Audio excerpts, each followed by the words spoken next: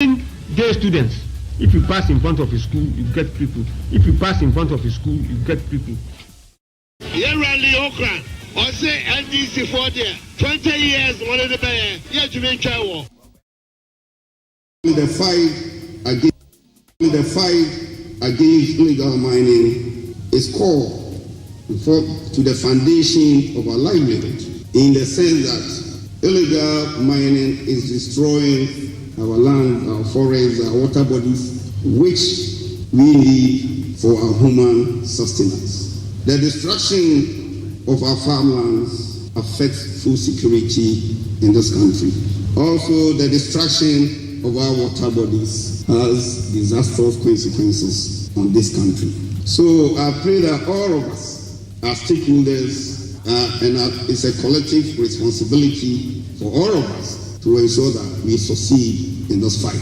My colleague government appointees, we have to lead the fight. And I think any government appointee who is found engaging in illegal mining must be dealt with the highest level of sanctions. 3 years, a government will be able to work on a total road network size of 78,400 kilometers within 3 years. That would be unreasonable on the part of anybody who thinks that way. And I know Ghanaians are reasonable, intelligent, sensible, rational people. So they understand. They know where we are coming from and what we are doing. President has said it a number of times, or time without number, that since 2017, anywhere he had the opportunity to visit, the first demand that was made on him, either from chiefs, traditional authorities, even school heads, even church leaders everywhere, will be on roads. And if roads in this country had been fixed by successive governments in a serious, robust manner, as President Akufo-Addo has tackled it from independence 64 years ago, Ghana wouldn't have been in this state. We are focused, we have programs, we have plans, and my ministry, for that matter, government, will not be intimidated to shift from the programs that we have. I appeal to the good people of this country that they should see, and they have seen it, what is being done, the way the road sector is being tackled with courage and with seriousness. And those who haven't had their turn, very soon they will get their turn. Nobody has ever said, nobody from government has ever stood anywhere and said that all roads have been done in our country. No, nobody can say that. Neither has anybody said that we don't have bad roads in our country. We have bad roads in our country.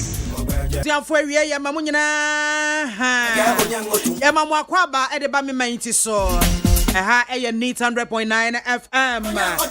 And there, that's on queer radio, CC, Edia Manema, and until I was seeing you now, me and a Gianni Sapaya, who ever more. That was your way, so when you're Quenya now would do a video no at so Neat 100.9 FM. Ya Kaya Tiaphone, and I said, Nay, Bernard General Bosumida to so a do and watch 18th of January 2022 in the year of our Lord. And na yedi bosome January no nefo makomako edu enwoche ene na yedi afi 2021 yedi mu nefo edu enwoche abusua. Hey, January ankasa mom de ne ho ahometi no ya bosome ben kora. Bosome a wonko a eduru so a wonko anim da. Already September, Monday, October, Monday, June, July. First in part, July, I think it was Sabosum, the more than a papa 1 year so some Ubako Viadia, and no crabby an echo. Wonqua January, what bad dada, ya see me, I find Edimu 18. And then any Akaba 35 days where we and Mr. No switcher or Pewai. Because January adding Sempi, now why you see Kenya out the Dibrunya as a pearl who the tongue quadanta, dear would stuff a fridge when we are any day, and as they say, and Goda ABS, they see a crowd there, just say, the academic calendar, Nessia Sassa Ayeno. A Samon Quao. Who di bronya na ayam seso? Who di bronya na ayam seso? first die nanka academic calendar na was September enti ene eja we hyase na akotua main school fees ni ade na ewia na chese no saa ade so akese no efiri wo so nti wo di bronya wo yi uyam edi bronya ni ye kama ye yi academic calendar ya shift aba January de beda di bronya hotom wo di bronya na agbohu a what one man school fees abekro so wadwene mu obu on ma fe no de ne ba eco school for admission fees awukwa akotua books awukwa akoto uniforms ewrade January is it da ben kwa na busumi ebekora wie emu ya nanso ye ben de January busumi no emu ya enso otwene mu ne betene eyepe obeba wie ye edianom nsuo entwen ope Ebusia wiai me besa me bon samba ko mienu bi so na utimi etase ne sebe sepaniko na han na wode kwa adwendwene mu na wodwene ehunu se sabe wiase na sade esitie no eniema bi esisi na eniema bi eto nsem bi etoto wo a wo hunu se ni nyina kafua na mabrabo no ayed we nipa bi wo hono mu a wo no won behia wonya wo mu bibia wonya wo mo hwe enso no wo mo tan eno wo ho obu onso a wusi ano a chese woni mo ho hwe so na odo wo pe wasem eno so ewo ho but ye woni pe bi a ase wo mo do enim sanchene tikowisafo no enim sanchene etikowisa na chese wo mo hu animu a wo mo sere ene ye wo mo sifita aduasam yinu no wo mbe yin nyina de a kire wo kama na mmom se woni ho no ma wo kire asem wo betimi agu hu fi wo betimi adi watama nimdie ne se bebra wa bre abuild wo personality bi no bra wa bre abuild wo image bi no wo de niema nkekawa akekam batade ba kwa meka mo ahye wo nkran enawie ne se suban pana oboade ede adomo suban pana wa wofo editete wo a ekita wo no sa suban no omuntimi nyimfiri wo nsam da omuntimi nsan ne da because omo a eben wo a wo nim sade wote no omo bekoso ado esan usuban panti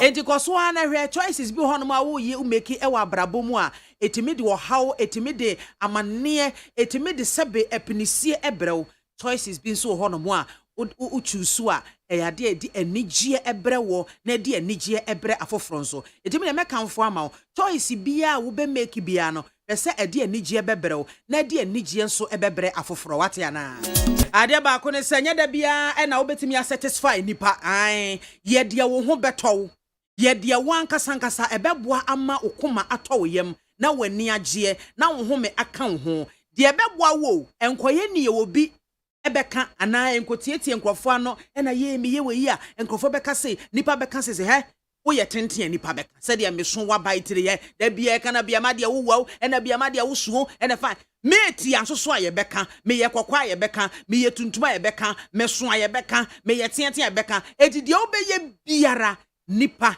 ebeka ho asem na me de mafuto a me de ma wo ne se ye de wo ankasa ebebo ama okoma ato yam edi enigie bebrew na de enigie ebebre afoforo enso eno ene afutu awia yi mede ema wo na empa ba nso so ewa abrabom emua ba mu da biada tokoso a ne tokoso esanse emre papa ewo wenem nana jeni boaten baby a wo bi awia me ma wo a special good afternoon so nkokra nana royal enono nana CPC baby a wo bi awia me bo abaso emo afinshiapa research bi akoso abobobo ministers deputy ministers ni CEOs abaso ama nana ejeni mboaten ya bona baso one of the best CEOs ya Ghana yebenya sanke nya no so be say du pa mo matwetwe abanwuma ahodo ano a anka Ghana ye nkwama no nkokra chocolate ne niema bi a ehu hia toothpick ne nasefo anka ye nkokra emfiri ama no ne emma o memu da biara da efibra nana ebeso CPC adwumako Cocoa Processing Company mu no o wapeja na menedru empempen so bia yesi yetimika ede hoahoa ye ho ankasa eti nana royal baby a wo bia awie me ma a special good afternoon Afe Dr. Christopher Ampedu, Executive Director ya Oda Samaritan Strategy Africa ano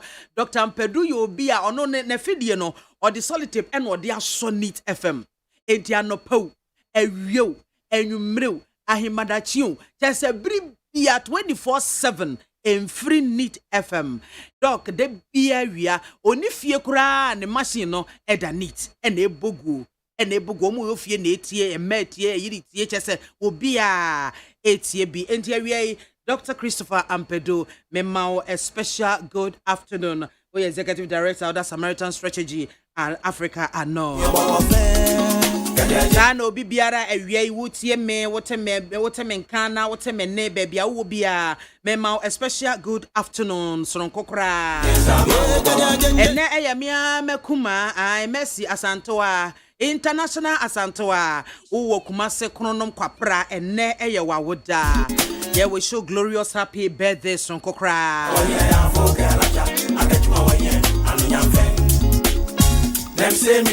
Mema obi bia wotie ya hasa Bray production crew no ayakrado fa Dr. Father Dixon ono na executive producer ewo dwumadie yi eso afejo odame adomak Jerry Osage my friend ma branko na ya safo wo nyina ebo mechidom awie yi ensam de empor rankasa bi ewo ho ye barbary service bi na yetimi ahwese betimi apua na ya san rese ne bio na ya boa ahwese ne nyina ye no ye boa amomai Ghana akonenim ya activate your WhatsApp line 0503721744 0503721744 ubetimi send a message ede afa no sabre wo share live e Facebook neat 100.9 FM live oko YouTuber Despite Media me a message dwumadie iti edi ho chia me din ede MAAME BIAMAH AKWAFO betimi afra me biamzi 1 woman gada MAAME soja BIAMAH brofode biamzi yabi ni nyina ofra me a me se meje wo so dodo memo aha Edward se wo de wafidie no ato neat 100.9 FM me manti esoni me twa me hotawu me koba pepepa ye de kanawu eba enei kanawu no ye ko drivers so Debia ye ne National Road Safety Authority for din komo ye education wa ha ye ko ha sei ye ko sia driver unions ye ko yese ye gina kwan so ye ko he ye ne MTTD fo fa ha ye ne DVL fo ye wura tokuro we mu ni nyina nkomra no drivers wo mo na beka wo mo wo stia na chi edi ne ye ne drivers sin konwa wo kana wo so ebere ba mu a ye bebie phone lines no na mo bisa wo mo questions me da say He gave the correct answer. The president is not God. He cannot say that Ghana will never accept it. What he said is that culturally, it is not an issue that Ghanaians will accept. Culturally, he said. As for the legal aspect of it, and that is where I believe Atta Mills was emphatic about the culture. And I think President Akufo-Addo was equally emphatic about the culture. As to the constitution, you see, in our constitution, it is still considered a crime. I don't know my law very well, but it is still considered a crime. Now, what we as in the Catholic Church, we believe is that the homosexual is a child of God, just like, sorry to say, the murderer is a child of God, and the heterosexual is a child of God, and somebody who does not believe in the same thing I believe in, even who does not believe in God, is a child of God, and therefore his or her rights will have to be defended. So what I thought my president was trying to make clear is that for the Ghanaians and our culture, it is something that is unthinkable. We need to help our Ghanaians come to realize that a person who is homosexual is a child of God. And therefore, as Jesus would say, let him who is without sin cast the first stone at the person. Condemn the person. So we condemn the sin, but we don't condemn the person. You see, when Jesus rescued the woman caught in adultery, he asked her, woman, has no one condemned you? She said no. Jesus said, neither do I condemn you. However, go and sin no more. So it means Jesus considered what the woman was doing as sinful. But Jesus saw in the woman a child of God that must be rescued, must be saved from people who are ready to lynch her. Nobody has a right to lynch a homosexual just because the guy is a homosexual.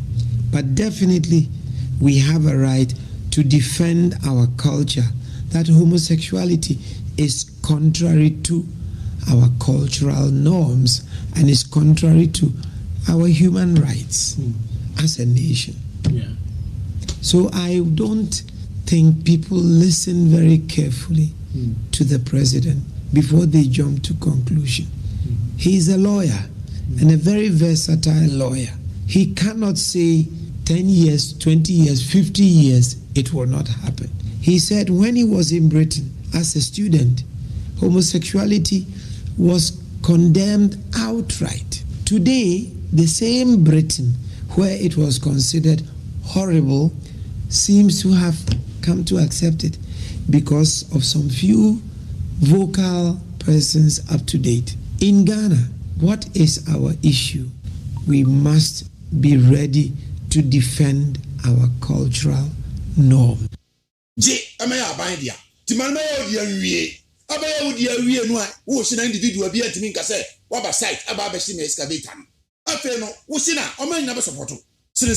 Sata na we obi kwat hosu wahye dey esu ya hye excavator or person party nipa so behunu mo boss akwan no so ama obi beye ade bi de atiaw e wo sa ade no enti ni adan na ho season ni na mra no sa na mra no akwan wagye awie no na se otwa jatu mu amani se Ghana fo nyina e no beye adwense se e be was a site e bia ya enua ba anase maame kejemfi ade wo se sini papa because a site and you could charge to be a mono fine.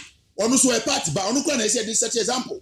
To said the no more such example. Say, one was our one another. No fighting galam say, one away dia, and ye shall see so. No nanka confiscate. No my dia. Near papa could be dear good. Nan ye judge them to what because I addressing nation, you know. I'm yet to was sick. Near the ocean. And Francis was bonny be a map party and I can only be a young be say nothing ye better to me a deal. So, yeah, one excavator. Yeah, person breaking. And I know. MPP for excavator. MPP near Ghana. MPP for. Yeah, we see for kana ubre na asono. Ya say sabi ekuro no eba wo na wan mia wani mia na ye no kasa kafra bo na adane kisekro. Enkwanhia ya de bia ne ya betena free tete kuyen last be statistics e baye ya je say enfie be ya aduasa entemo no enipa 50,000 or so ennenam kwanhia so ahwere wo mo enkwa adai ntina wose banasa da bia ya si road safety MTT di fo munya madwuma DVL monsumo ncheke kase ni ye chese da bia de sobo na emom no wo mo ankasa ya na etisia na chia Omu chinchim sia no ye waso omu hwe say bia accident na ebe ese metome boa ese me fa ese me yese decisions na nkasa on the road no drivers no ya na I say ye yi wo mo esinchen kakra because DVL for won beye omu checks MTTD for obegina kwan ho a check afei National Road Safety Authority for wo mo so ebe ko terminal to terminal akoye education e dia ma drivers Woma firi hoko no aka driver ni nko a on na tisia na chi e dia na ebe ye no nchihye ebe na ye ama drivers no ankasa se na ebe ya na edi kan da bia ye pre ye ho ye pentem empanyimfo se pentem enya ntem da bia me tia so me kwaba me ko hwie wo magu ebinom nsem no me kwaba ntem me pentem ena fa hi kuche se da bia ye rashe da bia ye tutumirika ye pre ye ho ewo kwan so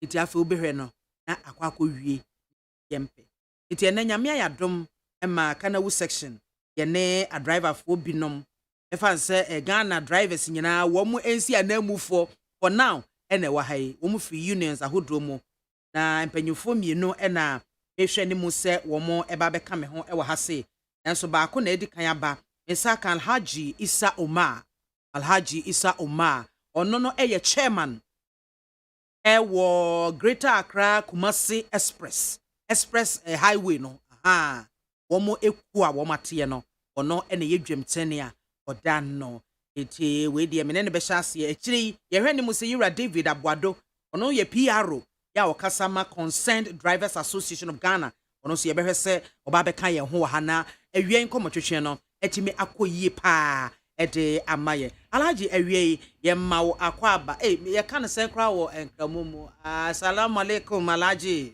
wa alaikum assalam empom te sai wacho pom ye happy new year so afishiapa me da wase usume ma washiapa ye nyina yo alaji we die bako ye kan a driver fo na se drivers a ye hwe ye kwan ya kwantempon se ye mfutu kwan senso eye ekwan ye daso tum kota ekwan bia se wo be free akobia driver ene be driver e de wakosa wa nantenko ade a enti ye kan ekwan ho asem ene enkwanhia ho asem a ye ntimi nyi drivers mfiri mu e ma no enye yi ye bebese me bisa se monam kwan so a it is a wire driver nipa woda so cry driver they say the wakwa homegie mo chairman oh okay we chairman it do chairman fenchem at waka ka pen monam kwan so a ye den na mu hunu so do need a pharmacy amada etiefo so ase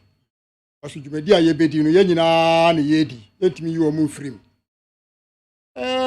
driver ni die utena ka ni mu wase uhwe afidie na ye ka no a ye woni efa nipa okay ye woni a efa niama ye woni a etwi petrol ya ye dugu ka mu ye woni a etwi gas a ye di no ye duane enti ene ye woni pa omusoso omu kaka no so munam kwan ho bi enti ekwan no nya bakofo dia okay enti so we driver ni a o ka passenger car o kwase uya ahweyie os enkwana wafa no ebi aduanan ebi aduasa ebi edunum eno so kura edumienu eni du ena wo de nam na wo se wo mo hu su se wo wo ye nipa na wo twika no nipa na gu afidie no ena wo de ko ye free no susu na e bat sam ka tanka fo mo twa petrol yi wafa petrol yi obi enim se ne tanka ni kwanhia eba ni owoka ni ye nan kwaso no mo gu omu fie ewo kwa ho nyina no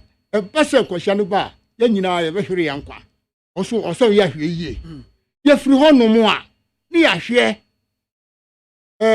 cargo car na wo wafa niama no niama no ye obi dia enya wo dia mo a mutika no e bia wo no mate mienu pe enti wo ye mienu no na enu nkyere se e wo se wo fotumi bia wo kwa no so e fa bo obo se mo de so niama emfa me ho e wo se hu se enya wo kwa na wo yusu kwa no ye man ye nyina na ye yusu e wo se wo ya hwe yie enti ye kase ye ka ye hia de kyere no ya kyera but nipa ni bi adwen enye ndru honom they say no cars na ya hia wo omani mu a ye de kono na me maka kyera wo say car no more than 40 feet uhwe tanker ewa uhwe cargo car calculator ewa cars no cars bi hu ayi mu ni utia car no ewa hoden enye tete Gold Coast cars na ye kono cars na edwane fa che car ketwa etu ye driver ni na wo hia sa car no a wo se wo ya hwe yie ne hu se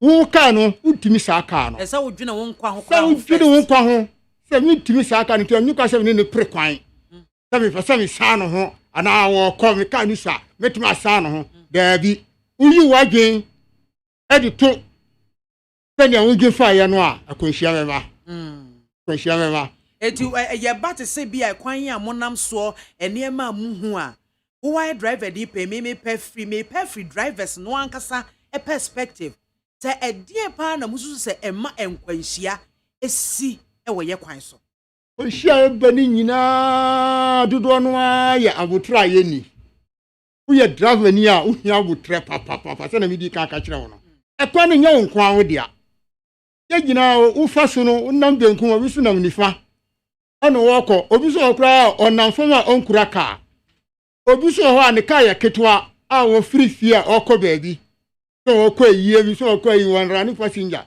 enti kwa no yan kwante so wunya wa vutre se ma mi koyi metumi bu ase manya vutre no ma kodru wa sindwem utumi enya vutre Emma say stand on the car tem bia no san kwahia ne bokra wudi ka hu ne ntem na watimi asi ho kwan na mom drama afaka oni awotre ofai okakai wo ba fo ntua so enya na sem when the officer oya ka no woko so anya hwe yie so oni ba won se bibi ba utimi sia no kwan wo ya dania wan kasa no oni su control dada na wotio da be na wo be yi phone ya firi waso na wa hwe ne ekosi ye no enti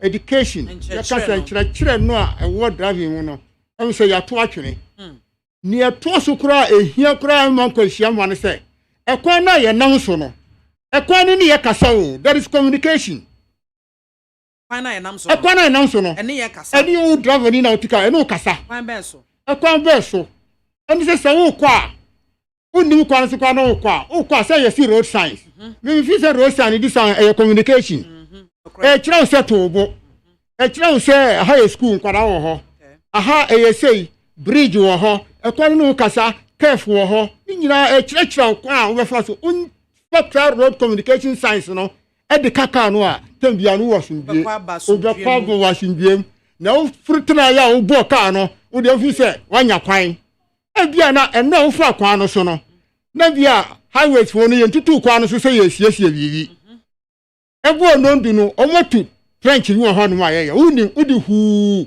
udru ho no a eden na wo cause eno ne ene no nsusu na dantam so ho nti we nyina ye road communication reference road communication ekwan no kasa to bu ase ko 20 mph ko 50 mph udi we nyina to wadwun sa de kwa oben as enkwahia no ebe bakura enya nya ebe ya asefim emfa wo how kese kura ma ye nhwe te se nanse ye see even afi 2021 enkwahia bebre si over 2000 enipa na ye hwere wo mo ya homete se me ya asefim sam wote ya wo ho je se wo ho ye wo basa wo dwen ho se ye den kura na ekoso wo maye mu ye see 2022 mu no ancha kura first accident ya na ye major one esi ye wo se hwi epomo no ba bi ma ye see amunuma nipa be dumie se wo sesen na krana na wo mo hwere mo nkwa edie na nam so ma ne ba ya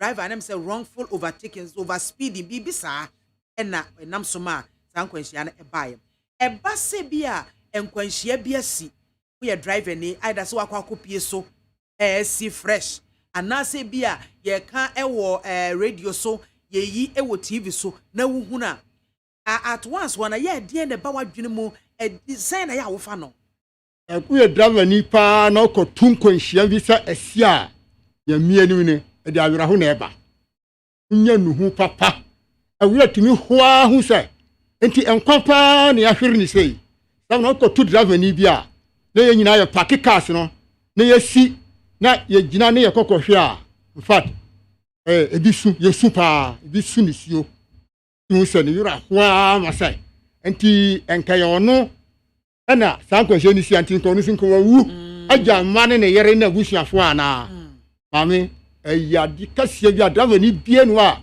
sad accident yi wo we hu a ama no ho po kakra na driver fo asem ye nya free ho no a ye tutu car no na ye yire fi no asa start ani ya mi gina ho no ma say meter dio no o se nka bidru o se mi didru ho no na bebre so afo sinjafo no bi so amwa yen wo tika yi mu nyina no o hwe time asa driver no onko se ni ope no no na atambia wo twetwe no hwe time na twe na sa driver no ka se obeti afo sinjafo no na watia so esa se passenger so pentam a ahwe ya nkwahia no ana edi asem na nkwahia no ana beba no they were mostly no so your driver ni papa then ya woni same kokoma se me di 4 hours na kokoma se me 4 hours no enno me de beko cause ekwan nya me nko ame dia wono ne ntem a wo pe no ehu hia me se mi ade hia me ni se wo pentam a se wusi mu ntem sa ade hia me driver na me kaka ne se me du bedu asundwem because only your side contract a to ticket ama mi sika maje me dia gumbotom say me for nkọ Kumasi I say we do ko du Kumasi na we see from na wo si fam wi a na me de ma sida ma awurade say me driver ni ma timi de wo ma ba na driver ni a wo tie passenger e ko de nya no kura steering no but to the bin so drivers no e tu mirika do one full overtake any adena passengers na twe na dwen so no ne wo mo eno so meka ne say ye nipa yi de udi ato na wo semu a wo be semu a ko hu driver ni bi kura no abusa ne say wono ne ka no osua ne sen ye nyina ye sua kaka ene ye nyina ya gi license enso so bon so obi akaka mfi aduanan mfi aduasa num ekwanhia de nkwanhia wanya vida obi so akɔfa ka mfi mienu pepepe hwɛ nneɛma wo ye no a mwa sɛ na midi ka kyerɛ wo no ebi no sɛ ukɔfa sɛ bi so obi adwuma de sɛ VIP bus afa nipa be aduanan num na aduanan ana wo de kɔ na sɛ ukɔduru kwan mu uka no ene kwa sɛ tanka no ai na wo no tanka ni dwane si wo VIP no eti sɛ wo ko VIP tanka no bu na nimtia na wo yɛ wagye sɛ wo pɛntɛn wo suni pɔnto sɛ do mo kɔ no sa no ho a utimi ana mo ka kyerɛ sɛ tanka yi is over 40 feet uhwɛ tanka no wide utimi sa no ho na bia unim ka no sa wo no so free no ho a wo ba no yɛ kwa no sanka mienu na mienu yenim nyina hwɛ fa ko ne yɛ kwa nka kwanhia no ɛsobɛte na mo sɛ ye nyina ye hwe ye ho mi na nkyɛn bia bi no so na nkyɛn bia bi no utimi sai car no ho cause we need speed a sa tanka no okura ɛna car no so a ofiri woni no ho ana wo ba no no so na mirika wade ba no onim so nam ne kwan mu utimi hu enti wo ye wagi so wo ya hwe yie papa ansa na wa ye overtaking so hu so wani mu da ho yie sa enti speed ewo dudu no eba ni nyina ye overtaking and the head collision no eba head collision kire say ta hwe animu no na di akopem nti ye be gusu wa ani adrafo na kasa na overspeeding ni no overtaking no ye be tete so ye tiso ni ehun se ye nyina ye Ghana ma ye hia Ghana ani ebusu afo nya Ghana so hia yen nti ni ahwe se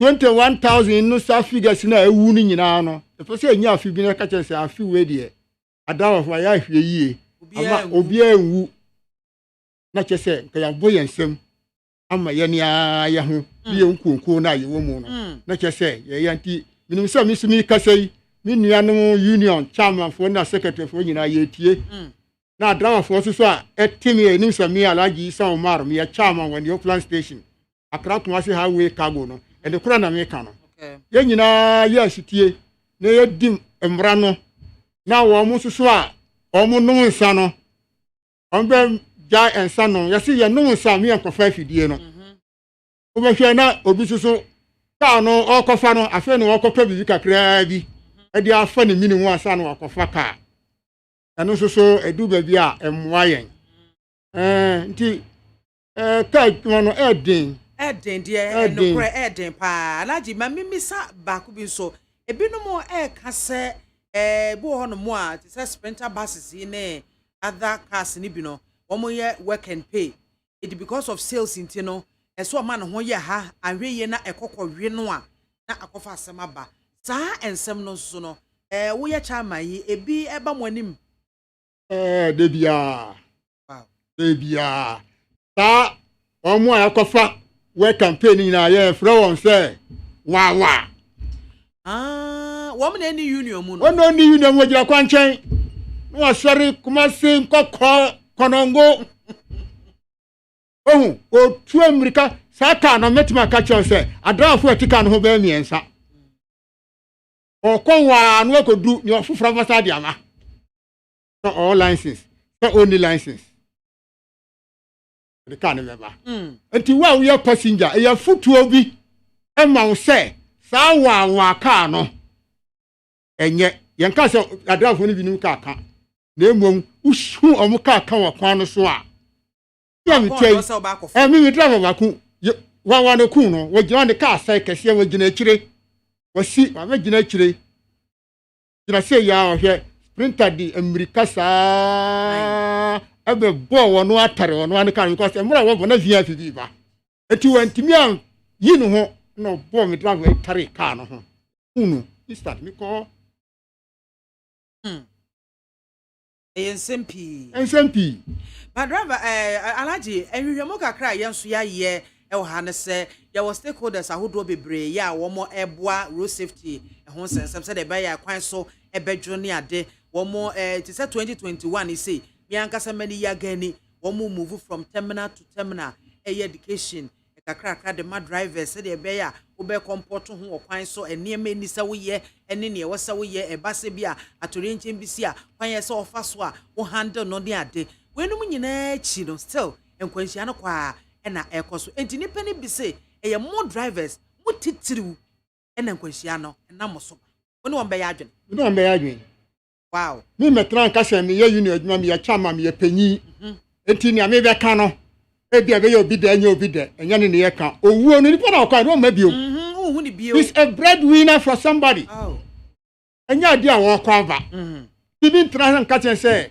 ne kura ni de ba ko o ka no aka mrepi ni so mo fra no ma fra yan union panyimfo no road safety wa fra me chama no ya me kaka okay mo hwe ni mo se nko mo ni drivers no aka ba wo si me ni no driver fo ni nkasa me ni driver ni be kasa de bia me ni no station wo entimi kama sami driver ni se chama me kasa fani tra entimi fi se with time no wo se yetimi nya driver fo no nkasa yeah.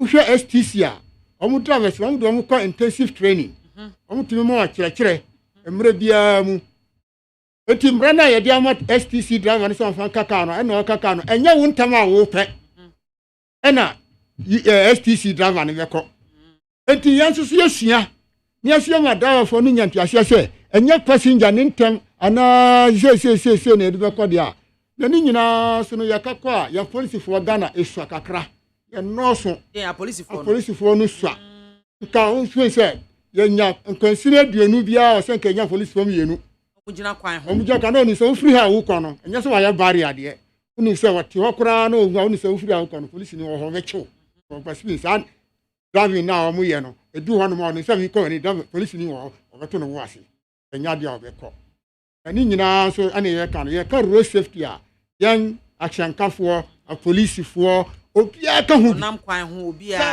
ka hu bi for ne ne keka ho so na driver de osura ni police onye wo se police for wa ha ene e ka no wonam ti sa chichide onye twa mu a aha wo twa mu na tem bia pese driver for no passenger for no mo kasa passenger utika no wa kasa the driver no ye no emra no wo hu se udru be bia police for wa report to driver no o kaka ni se ne no wo ye o si ufom enye yie because enya no vetu asi ufom na driver for no kasa nkyere no onya ntobo ase because e asefim confident ba ye kura wantimi ankum ni driver for ye kum ebi ni kana se ye ka uti wonu wa no watia bia ni te for news ya sika akonya kwahia nipa be edunum nipa dun na profile no emu edu awu enumu aka ya twitwa omu na awubu omu na ya beso akura sama abusua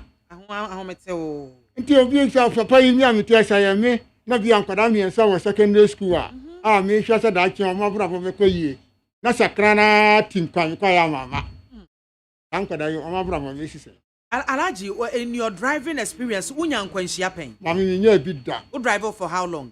My license my license was 46 years. Unya license? Yes. 46 years? Yes. There's a unya license wani ngum you. Wow. And I would drive for that long. My driver passenger. My driver taxi, my driver truck, my Nigeria, my driver Lagos. Wow. I joined my very secretary, EPRT for some years. Wow. And then I'm a chairman of our Protoa, Progressive Transport Owners Association. Oh. They say, Mitiano, the Cap Protoa Hopa. And now, Media Yajuano. There and Quanchiano, the mania video. Say a deca, waka. I binani fenesina nyadia I know the yan kan say accident okay dem mo ko accident ma obi ahwe ne kwa mo je ahwe ani na fene say accident na fa me da go car to ne yakwa yanka ne yanka yama ne dia. Ani e fe na accident o. E ka no kwa dia senke bo yen sempa. Any problem? Any problem. Na mom wa fa nipa na ko kum nipa be dunum na wo da wetu ada. Can you sleep? Wetu ada. Baby, because nanka me fi say bia wanya nkwanhia pa nanka ma experience nanka sa every one me say ni hu say nkwanhia si a nipa wu sa no e de na ekoso wo tirim mi anka sanka me kaka na mi nya study say mi comfort am ye ni say mi ka fasi nya ka mi ko kumasi eta mi ka wana nti da bia mi yiri ma mafutuo ta o kwa tuwo yo adam so kwa tete atu ma say mi fa ka yi e fie nso so hu hia pa so ese onya adwene mu fine sa yako Lagos kana ya shamre si amfam ran kaka ya kaka no bia ya buga so eno kra no ya timi no ma twika na ya nyanko nhia yes around 84 nyina na me Lagos anya bia union so no wo su se bia wo mo nieme bia wo mo yen so no boa man kwanhia sie bia drivers na ne nye nieme bia union ye ho union no so nye na dwe se bia obetie driver for sufre ni adenti no and am so ma dwendwen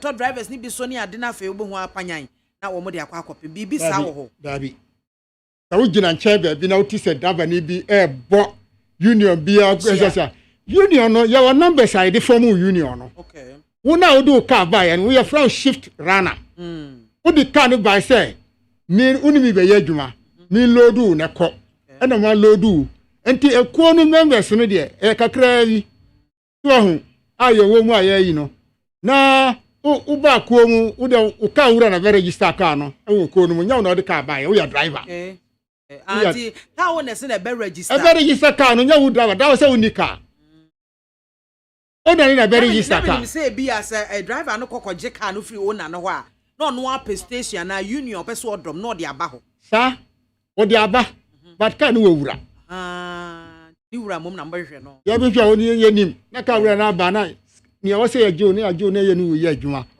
eti union bi anu a osisi driver ni bi because a contract na what to say no assign o se mi lodu a me commission ye say me commission ni kiti wo skadam uji ye nu eti me je commission ni wie na wo du kakraka na nyina na akwatu ka wura di ama no na wo se ni me ko to ko voto nwa na so ko wie na usa twa ho eba say union no hwa na union say ma oka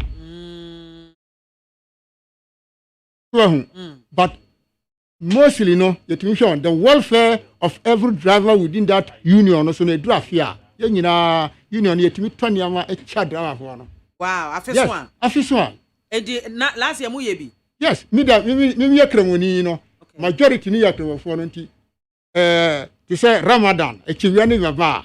But most unions, we do them in December. Obia the Syria ko but ubehwa enya fibia na ye nyina yetimi ye adwuma yetimi enya bibitu ho. So owo ba union no a ema union no boaka bebre. Ye ne owo ba no member wu a union na sie member no. Enti ye no nyina na akwa yie ya to adaka ya ye we ya ye ne bebre ya to nsa ya high car. Nti skano you depay 100 and something and 50 something ya kwa shit member union yase nti afini tu na kahwe futo no a yetimi enya sa sika ni biom nsan hwe obi a eno nche se ya bone obehwe se afiwe na aniam wayen nipa ni bebre ewu okuo nu accident ya damo wako ya damo oko yan konhia no nya no fom so wakako wu union no ateki ta nti dama ni dia okase ogina nche na ba ubehwe union for ni ya driver for no a de bia o ka papa ma yen ansia ye ni say ye adwuma papa araja de ba ko obi ti amena so de me furu soro he ya na majari ti amena so say a driver for no ebi pema pa obo ho no mo oba betena stie anim no oba kwhye so ansa no oba betena stie anim etu otena hwa mframa fa na ni achi ana kyese oto ngwa ni tuase empamugro ene enade womo te se pono ne mpontre eno no wonu womo ya adwene sa wonu majari be ya adwene sa onu na adwene o kan ye no okay be ma be na mpema me driver ni na mpema esanse me ye ni pe ho adwuma nti so hu obi ape se mi kai mi ma check kakra de ma nyin kakra On say na kasi kaka kuna bo nyum bi mini wo ma wa ni mewu driver ni na ma wa no ade ti na say ma wa no mewu driver ni na me wa no driver ni na me wa no driver ni na me wa no ade ntira driver ni a woni de ben obetumi ahwe o free yesi samre no na Gold Coast no driver ni ba okuta burodo okuta we ka je se fie enti driver for no edu abie no se ne nsam wo mre kakra ni nsam wo mre kakra to di fie but nyese driver for nyina na pema we have the responsible drivers ankoda wo university we ni we say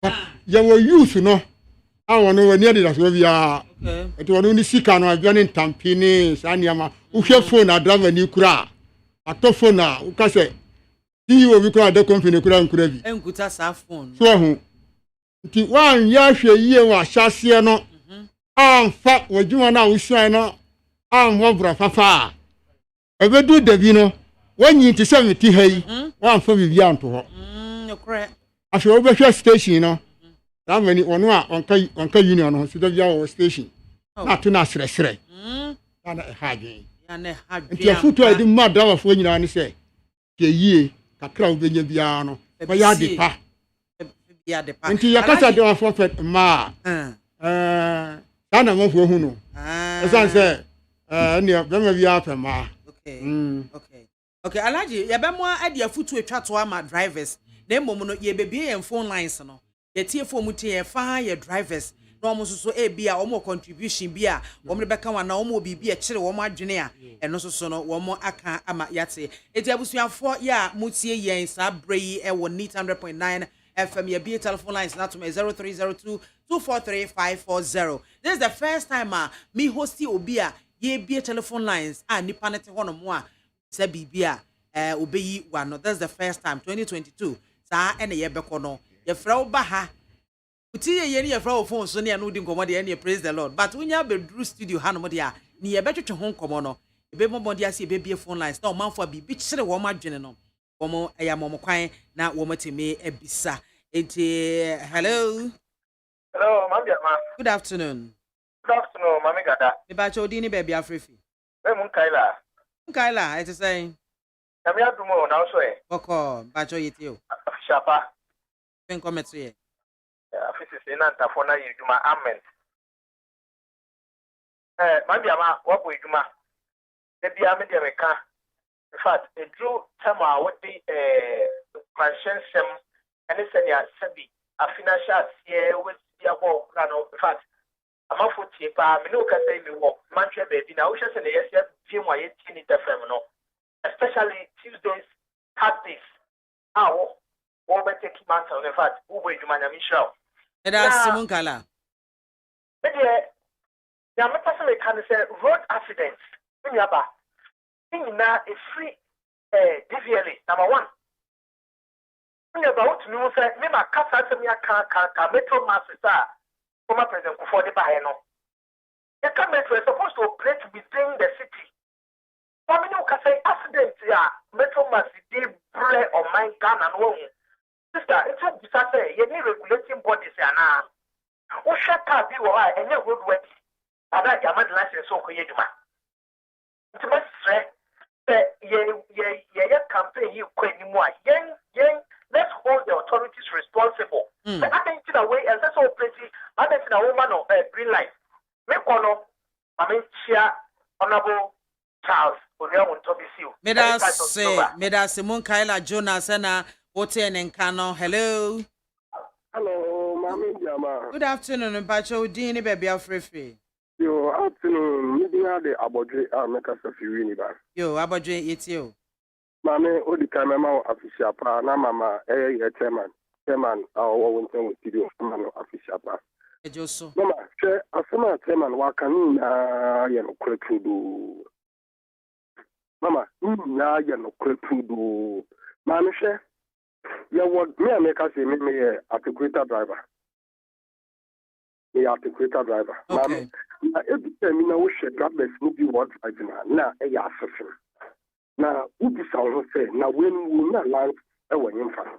Mami, as a driver, edu ma wonam e wo say one base ma wo be issue one light team na high na driver bi na wo say wo ba no wa highlight wo ma sign put there only no light ka campo on say na highlight was for highlights one for them one for Nancy again driver bi o ma o overtaking no o power one way great win Oba one why dey you overtaking now he says so obema in tabas abem kakan you overtaking and we win no see when straight because Onakasan all you overtaking one shakaba and why you overtaking all you overtaking and we win especially sprinter drivers Obama sprinter drivers na big time work with the and say man sprinter drivers look itaka one person other driver obepa sprinter drivers no and say okitaka na another sprinter car obepa no dabi nti all my car be am pano na drivers no go when say wo pano no na person no tiaso and so you are going to by your conscious papa. Mammy, Minoka say last year September, last year August, I will wear a summer point. I can't wait to win back Johnson. And my 3 o'clock, you come back in New York Castle, and we home and you more than 12 in a week. I was there. It takes more than 1 hour. When we check and so we need 4. Yes, we now. Medase abodwe medase pa kona obi nso emrebe 0302243540 hello mon kona musan emrebio hello mbacho 0302243540 hello good afternoon hello good afternoon Ebacho di ni baby afrefe. Bacho me di ni kombinesa do na frame me mapo. Yetio. Chia me boss ma me. Yo, otio. O hina na kwa me amu. Yenko. Ne asene se me ma dream na nka me extra kaka se de asene se. Lolo kwan bia ka be yakọ oso na unse lolo kwan na mu da so. Da so ye kama na so lolo kwan na rough from ye complain no. Won se se yen yakọ oso da. Iti me ka me nko a nka ba me no be ni se speed ramps no. And also, and this idea, baby, so the hopper now, coincidence, one for good and won't be one for no more. Because Uber to kind now, the bear 4 hours, be do not be your own car. Now, the 1 hour bedroom now be wounded. On him, in Salmon Cadabway. I drink, and no, you, Yada Sepa, Cobnasare Mapo. Hello. Oh, on your penny, yeah, Edja. I'm going to say. Yeah, Evans, Yamia Daruma. Yes, but you go about so ne a futu aya o de mine. Yes. A dear, many about Yakune will be a Mintiano. I mean, for a few days, Suntia, you were could go to Martin, and you were at Tatos Grover. Many about BIAMAH say driving a corner, a you Kasa, especially Mrantia Abba. They do run about to Mukrana, say, or no, I was Ujinano. No, but I know a pigeon is no a woo, the woo Gina. Castle breaks a rubber. Meaning about my drive 15th August 2022, now 42 years. They do there be motor will be pound one as a woo car Nujina. Ghana for the brain soon or more enquan. What do I say? And secondly, drivers need the brain license. They might be to car, not an impaired driver, man. 5 drivers a back car, no be any license. We all see on and send the Ashama here and what do you mean? When will be all quite for more? Only second. Now, secondly, let's road safety. In your BIAMAH, there be a catcher. Accident in the brain so everyone. I didn't know make us. And no man be brave or what one would to me as I say, I bind the amount. Now, me bomb about so now saying Polo Club, Airport Junction Hall. Traffic light say ye mo fidi so me kan no nyame adom omo aye na ashama overhead under bridge that there na e boban wo bridge ne so no me na say udru wa nkura keke nti mestre road safety ni aba una ya onu onye ka kire won na omo nyema me da city ya da se onu apenye Evans na ote ne nkan no hello Hello, Mami Biama, Mami Soja. Good afternoon. Fine afternoon. Orubon kwasi watching you, man. Yo. Eja, yetio. Ye kwa nyangu poncham papa panejma pa moye. Because I'm in chair come honorable Bachaja, conformer minister papa nyangu poncham pa. And I ya wabia samwa nyangu poncham pa ni tomo pojuma. Papa ne make can say aye pa so di papa ya betra ho. Kaneshi market na me orubo bia ni me kandama do ne kaneshi. Adaba go bi wo kaneshi amanta. Sister mo win sa papa. Kan wo station kura no. No so no. No akogbu. No akoji komgonte no di. O se me ko takrade. Mata minim bebre ana individually bisa na say ndi obi a wo kaka free ha kwata krade ana akọ no abenso be 6 asa akọ wi konkonteni wole ansa na wa kwata sie yachi na say woni kokunu wo be kokunu manfo ndi adaba fo ndi wo ha aye ntu omofo na wo ta sumba bone ba ko bi anura me di ba ko bi mfa ba ko me tika so be fa ba ko bi drive no drive no nye e ko kan ha ma me o ba chiri awe nya asam ye hwan na me so to bo na drive no e ko dura yankwa huhia adaba fon bi mu wade endi pani na oche hon omo ka pancha madra fon adaba fon papa ma me onu nyango ponya juma orobon kwese wo erade encounso ho medasepa orobon eno hello good afternoon Biama Jodi ni baby afrefi uya be mana na uska me frefi dance magbe yese na uska yetio Biama ma me fan chance ko mamia mi wura Muhammad Baumia Jason Kodi Afempon. Mambiama, more for now about now and tell city hormone. Almost so can who be. And a man accident, and course war. I didn't make us a Mambiama. Woman must have driven you with the Subaya or one warrior sapa. That's almost where the be or no what the back. Well, driven you a woman must have different will be our pensa. And if I never test the woman was one kakra, as almost one of the son or your Kobia Oba. Never need a cointi, Waba, Obedri, Wabre, so some months and the Panatra Jana Homan. And if I'm going to Ocasabello, no more preso, no more Lodoma, no one the call. Obeti, not the answer yet, Yania Kakoti.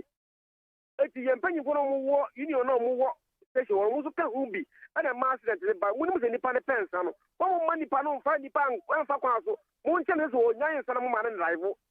Obia kwa ba Monteze wa bre sai mo bizu nkobi so eti afra o mo fa tu ye to kwam ama ye nyina ye wo hai mambia ma na wo skobi nto aso menso meda sipi se wotimi efra ye na uska e na ode ne de akosie no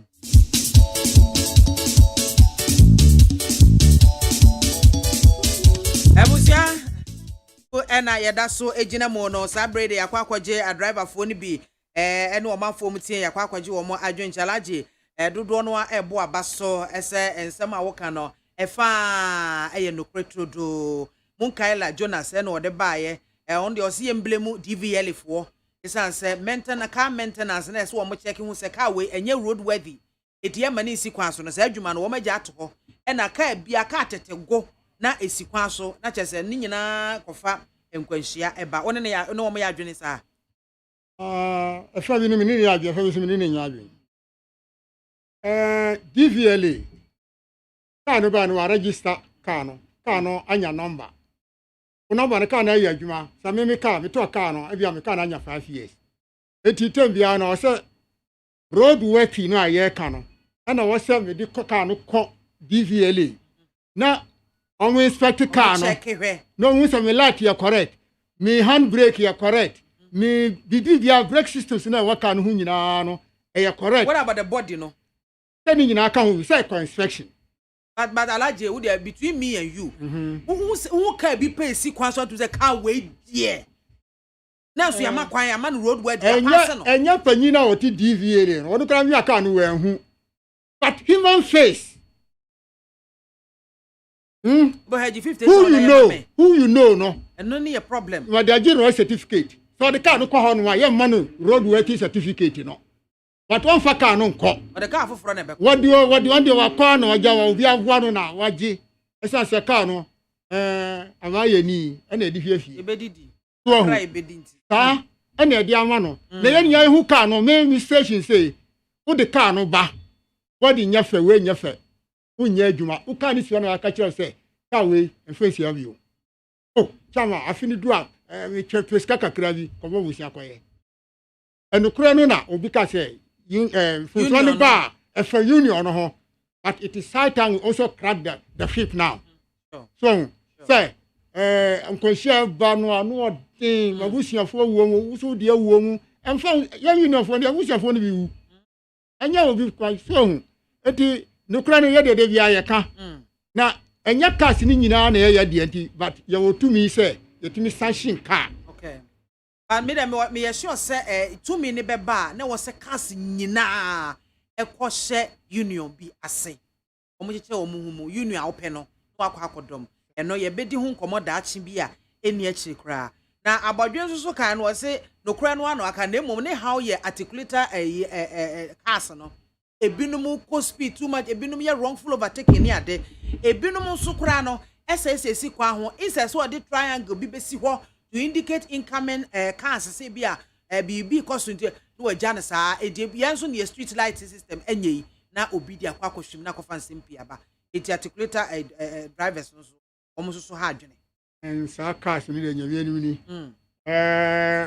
medical some medical articulator no ase but osaka bibi say sprinter cars no sprinter cars wo mo ye cost trouble so papa ni de ye be ka omo beso omo yonku be san wo mo ho eno ni wa no omo san no ho etika no timi cost utimi a alaje minchwa no common sense kra kire wo say na wonam kwa so a wo pe passengers yenti ni speed bebrebe it at the end of the day no be some passengers nyina ho the name yan say o so okopumase so o ko du enkoko na wa nya nipa no a obeyimu amaka foforo wasi mu sin kofuru ya na fasi eti afutu ori nyina so ma yeguso aye kan ne o so passengers no so buaye yo na ayi kwabena sare no wo say ota wa tena sidin adwene hu say ekwan ya yedi kota agusu shepe no ene na nkwanhia si so pa enti aida se ye speed ram e wo so ana se ye betutu fa baabi na etimi ama drivers no wuni abotra ne wo de fa kohwim ne kowu na eto bo ase wo fi se ye kɔ ne saa kwan no so a ebe yi ana baby waka na adwen bitimi kasa na adwen waka ne nyama ekwan ne de egusu a ye kasa ye kwan nye aba wanya kwan ma ede na sa ko kagria ya na sa ko juri because me say den hu enchi monka kwan a enkwanhia heavy etasi wo so no obi atunu bu ase obi atunu bu ase tini ye papa no na obi try ne car ena se motor we kura nya papa se motor we kura ya patch concrete ya de asphalt apanya una mana kan to adon ko kwan kese ntia no ni nyina bia nto aka odika odi ya obi na kasae nti se ne a yem pese e betutu no ne o se nyina ya nya botre nya ho brase se ne ya nko ya ni a e be betutu kwan na makwan no se no na fa akụfa o hawa sa na ko nti ya nya botre makwan no na kwan enka ho sa na yom fa so but drivers na wo se check ye ho na ayi owrobo de ayi bi ba ene wo so no o kaneshi market ho a wo so onim drivers bi a wo mu kotwa bi di konkonteni fufugu so asa na wo betene ste anim na union for no munim wo so mo pesa mbetwe wo asa driver for na so wo ya mo se ya wo mo ko ba wo mo nom bia so wo mo ko eba so dwe mo ade no ye be ne dan alaji e se wo ya chairman yo ye chairman we discipline chairman me tiana me culture wa ni union no they command about 98% Muslims. Okay. How be to say ya kasa la ko de nyina obi e ko asore de. Ya metna ho. Muslims so de mon no monsa. Minti kasa obi no monsa because all ko no nyam ni na ko ye. I cannot defend that right. Okay. But me say ya no monsa. And na me driver ono kura tiwa esan say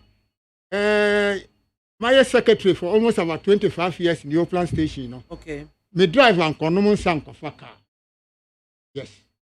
Demo ono nam ne baby no wakonom ne nsa na bia wo ba ye no. Wo ba no chairman no onhu no. Chairman fo no enye tem bia na ehu dramas no. E station master no. But say ne onso abosa mi ehu no. Say enso station master na ehu say. Ye kwasuni. On check driver ni bia suban. Okay. Because kana mba bisa se kwa be na mo fa so a mo check who say driver ya obetra stay achi onum bibia tramadol na sefwe onum bi onum nsa be da ehunu eti bia mu ansa na bia masanhye ne say to car ne ko union bia wo mu bia union executive bia nim driver bia suban. Okay. Yes. Okay. When I am gentle no driver ni bia gentle sa folks ask about this no onko ye atna maka cho say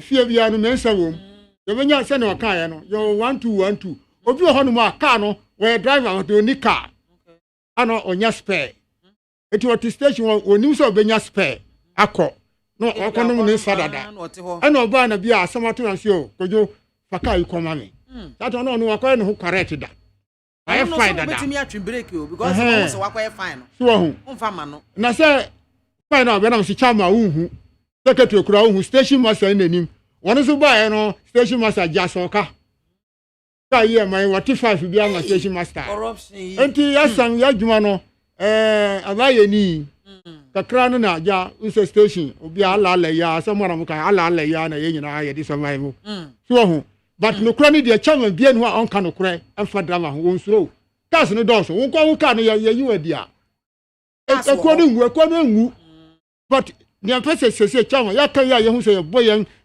leaders na chi no nti yanso so no ye be say ye very wild say that one bia wanya hwe yie bia no ye say metum yiwadi ye kura ye bylaws no ye bylaws constitution ye kuta no ensa wonum a yetumi yiwadi every union no mu kura completely. Wow. Drunkenness is something that we don't entertain in unions. Okay. Union chairman be any. Over to my body, but and some one more broke near the a indefinite suspension. Okay. Yes. Yes, suspended on the Bia, I say, to some police in the answer, won't it? Okay. Yes. Yet to me, short to drive or the car be caught. A friend said, Ukrano. Why you never? Yes, you show condition now the turn on the car no call. Yet you might drive with the car no call, and I yet will lose you near you, your man or the car, but near you passengers now. Now your grand car can issue. They are true. So, yeah. And the Moya Monera Mondra, once I may chat on your foot to our demand drivers, nothing young fan command. So, Anya Konya, me never need FM media. I'm so may try to imagine a fire, you may in Croatia. Adama for ya boy dia boa afi 2022 yi ume ye nyina fa abutre ni odo enfanye ye adwuma na afi ni be ko na wi ni ya boy aboso se afi we de drivers mo ya de nkonhia na abade but ano abras kura akofon enko a efiri mu no enti se ne da bia ye sika no nti union for ani adrawa for ni nyina Mumian started every January. Ye beyan shisha pa ebe buayan. Ne ye dino afere ye bodino a ne agbo din se proto afo maya de afiwe ye hwe kwan so no nkwanhia ama GPRTU fo maya de ma hwe yie pa e de futu amadama fo no ekwa yi na mo so met tra afide so aka VIP for no for VIP mukeka sakas no overtaking ni ya doso munja overtaking no munja overtaking men pentem 2020 bedru wasindwem na ka wura no so ka do talk car no so nya ho faso tie mu nyina no afisha fo me nyina mu me nyina sakra ya adwen na nya papa me da se Alhaji and what's in Kano na we Alhaji Isa Umar ono chairman New Plan Station Accra Kumasi Highway and I say cargo honomo and oye chairman Alhaji ewie yedasio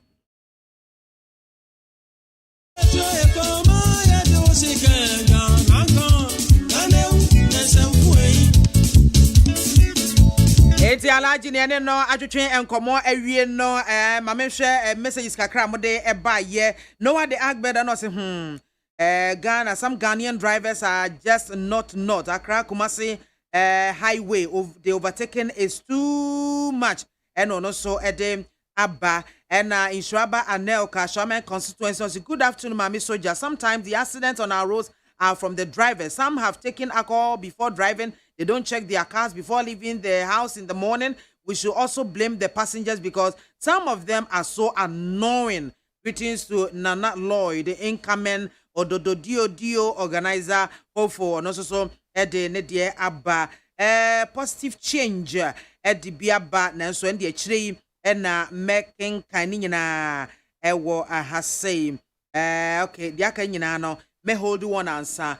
emre ekwanimo no mekenkan ni nyina ede ama meda mu nyina se ese mo ya so etie yen efa road safety education afin so ya sha ase ayede ema nyame ya adomo next week de ye National Safety Authority for ankasa ene no omo ebedi enkomo enti ene de ye drivers ni be ni epese ehunu drivers no how ankasa wo nam wo kwan so niema wo mo famu ni ade ne ehunu ba bia ade ne ye de befa se ya kwakoye internal something ade wo nipa mu eti nipa na ade ne wo no mu ade bia orahye de bia orahye kwan be na befa so a betimi asesa no ade bia eden nanso eden se den anya wrade den enti nkakra ye de ebetwa eti ha ne ye de kana wu no esie sabrede ye twa ye ho aba na ya ba studio na afi nkomo a ewo ho no ye de no so ahwehwe so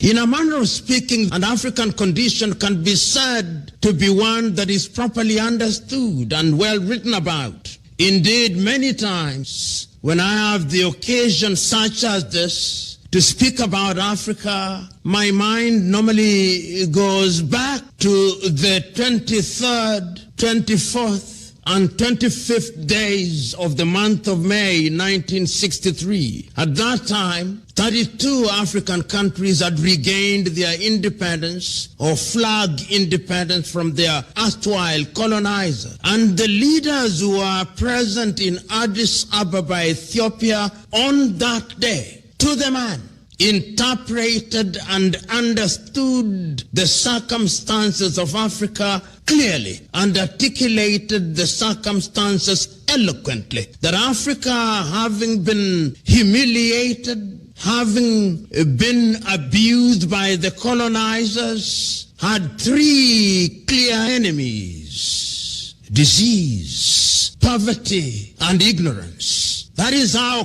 clear the diagnosis of the African problem was. And it was there the collective view of the leaders of the day. The entire independence movement was going to be designed to address those issues. The ideal society they belong to are in these terrorist groups and not, for example, the Republic of Ghana. And so they would criticize how our democracy does not work and it does not deliver.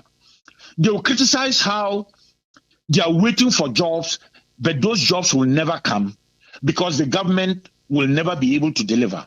They will criticize how they can take certain things happening in society and use them as examples to radicalize. All these become the techniques of radicalization. They become the techniques of, if you call it, undermining what we are, what progress we have made, and what we have achieved. People should not assume that there is no jealousy that in the Fourth Republic we have maintained and sustained political stability. We are not like other places where people are arrested and locked up. People don't want to see a country, and when I say people here, I'm referring to these terrorist groups.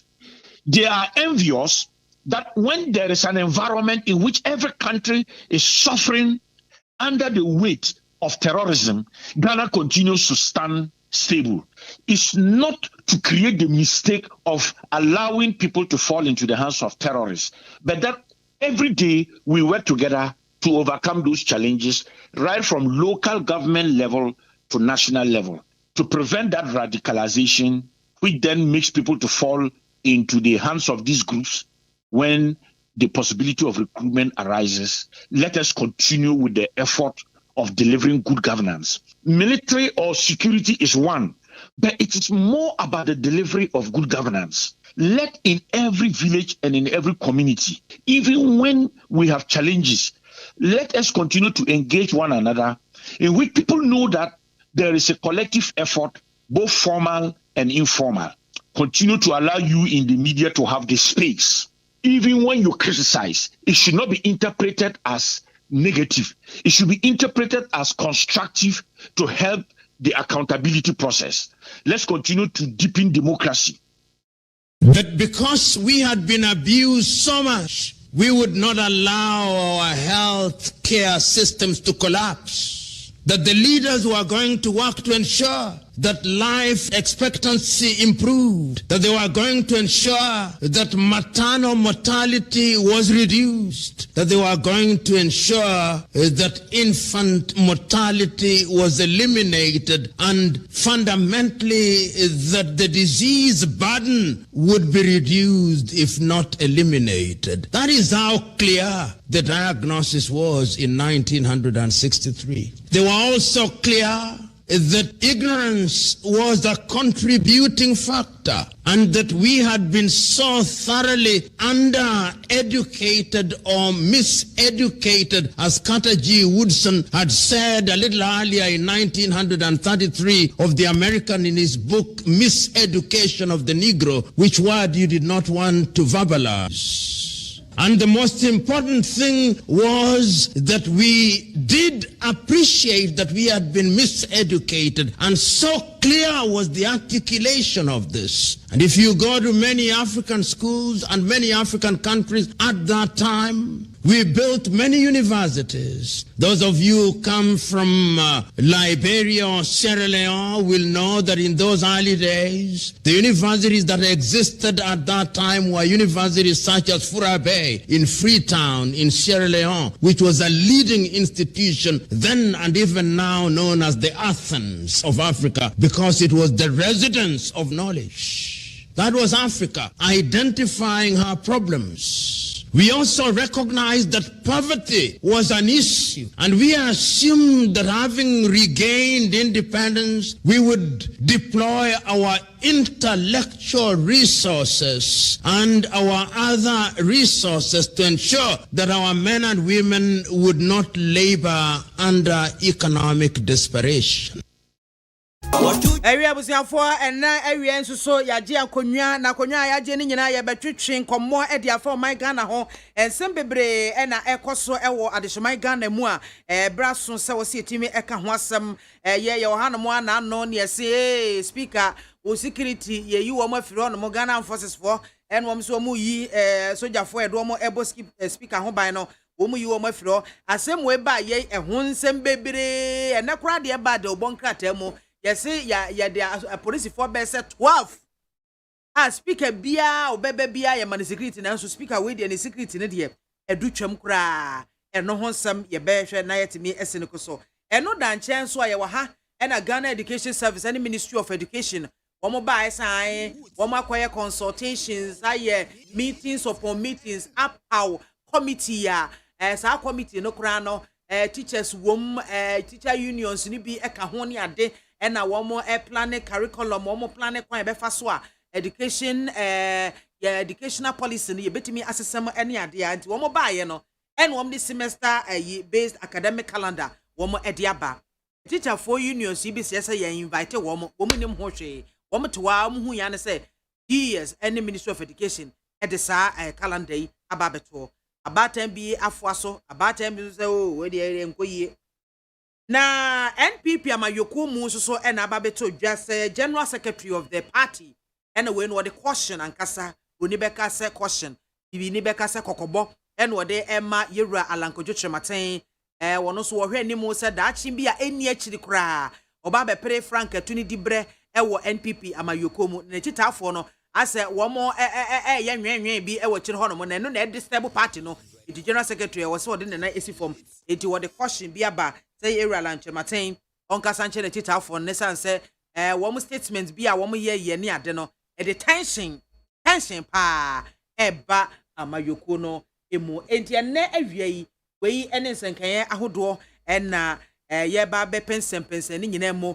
na ya pani ne duago bre nyame ya dom ama mensa kan empanyimfo mi no e wo ha sei ye wo honorable Benjamin Aye kane no na oye mrashebedwani e wo Apadencha West empesua no eso honorable Ababeka yensa e wo honorable ye mwakwaba yenua and minua Godwin Mahama ono so ye NDC National Communications Team member Godwin so e wo hase Godwin akwaba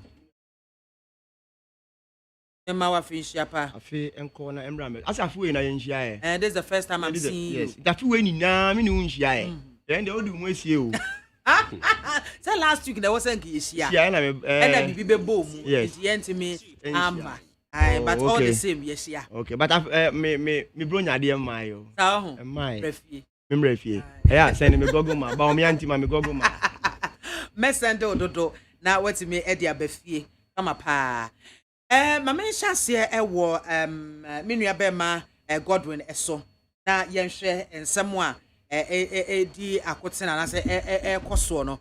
Speaker ne military detail yeyi efri ne ho ene ade echirei majority leader eba bonte be kan say even national security crowd be kan say womu enyi asrafo ni fi ho na emum no womu beefy up security into womu dia police for mako 12 ene womu san ede akokan na jesa asrafo no ho ena police for 12 womu de womu akokan ho teacher unions kick against semester based academic calendar and call your supporters to order. John Boadu cautions Alan Chirmatin. Statement raises tension in the party.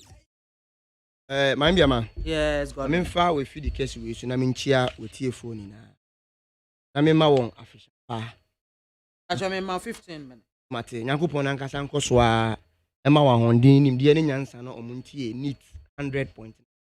I mean, chia me constituency for the people of the Domiabra Obom constituency.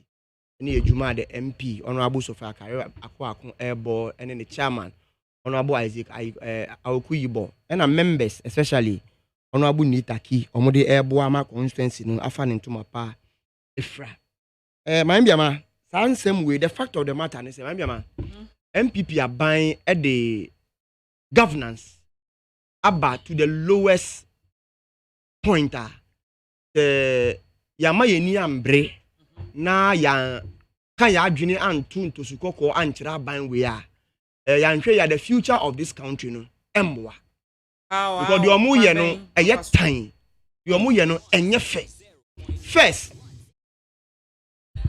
omu ntimi establish say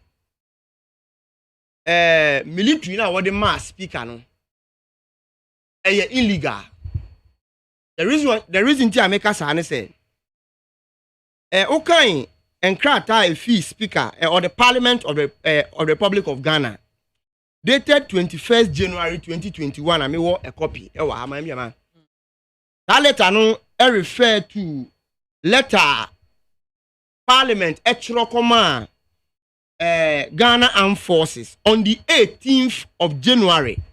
Emra Omo Etu Abama His Excellency and the Speaker of Parliament.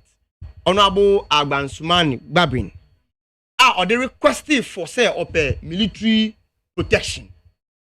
Based on that letter now Chirokoma the Ghana Armed Forces through the Chief of Defense Staff on the 18th of January no. And the man letter way 21st January 2022 no. Almost sudden crack we call say yes mama ye nipa no 4 at baku wo mu a ye pese o ye den. Osesan eyeden emaye because I want requested for security who also the mandate to determine say me pay way because nipa no oba be yeden oba be bon ho ban it is allowed I get it is allowed nti na odi churo edi call ye nti inkrata police for the armed forces for edi aba ne say omo ankasa de na omo di ama no na anya o ye say omo no say omo amfa kwan papa so amfa release police a soldier for no amfa ma won nti one why mo na amfa kwan papa so and release a soldier for na no utia the person mo chance omu soldier for no e na amfa kwan papa so and release a soldier for na am speaker okay it mo recall e wo mo back nti kwase we be bisa ne say a soldier for then na ye wo ye ma ye beto say yes obey before the Lord yes obey before complain omu nya ne ma keke nti one question ye bisa ne say a soldier 4 we no omu di omu tumi na omu di fi barracks so ka say omu ko boss speaker ho ban ana answer ne ye daabi because military for nkrata ne kire say ya na ye den nkofo ne ye den e ma mo but ya mfa kwan papa so nti na obisa say ya mfa kwan papa so no why na a nurse ye holding no responsible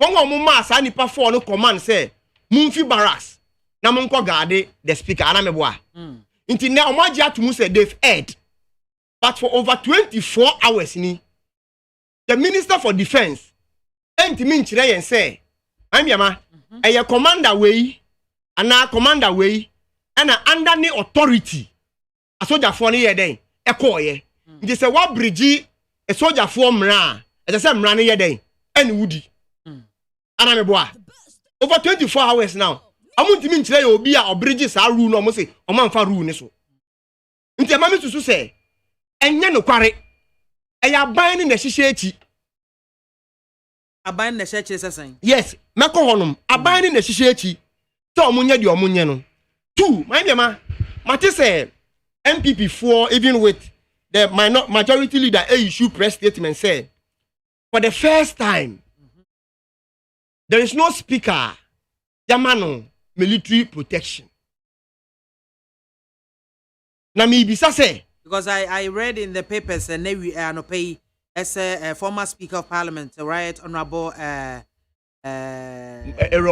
Michael Quay say we military protection granted granted say since 1994 speaker BIAMAH man military the fact is that circumstances and unnecessary speaker amano officially actual edikoye den ekwa request here ana mugina ne nkrata ne so na mode ye den mo man nkrofo no because circumstance because the 7th January 2021 incident see wa parliament and who say incident see you know the life is at risk until they say me beefy me security two I mean bisa MPP 4 question for the first time also in Ghana's history when who say the Electoral Commission of Ghana a soldier for born who by pay the answer is no nso ne Jane Adukwe Mensah a soldier for a garden.